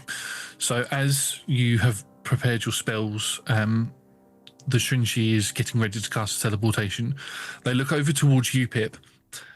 That spell that you just cast on your weapon, that was a spell to increase your damage, correct? Yeah, some divine favor from my goddess, yeah. Do you have to cast that every time? I should. Is that annoying? I would be grateful if I didn't have to do it every time. Places their hand on the weapon. Permanence. Oh, That spell is now permanently attached to that weapon. amazing. That's an 11th level spell. my goodness. That's very thank you. I like the fact that I can now do that. And then finally, for all of you, and you watch as this circle appears around all of you, and a green radiant light emanates above. You all benefit from a spell called Hero's Rest. You gain the benefits of a long rest. Right now, all of your spells and effects that you've already cast stay on. The first spell or ability that you use is free, so you don't use it next time you do it. I'll put all of this in chat. And you also gain, and you all each have to roll this individually, 5d10 temporary hit points. Okay, smokes. I'll get you all to roll that. Yeah. 27. Oh, and advantage on all saving throws. Ah! Ew.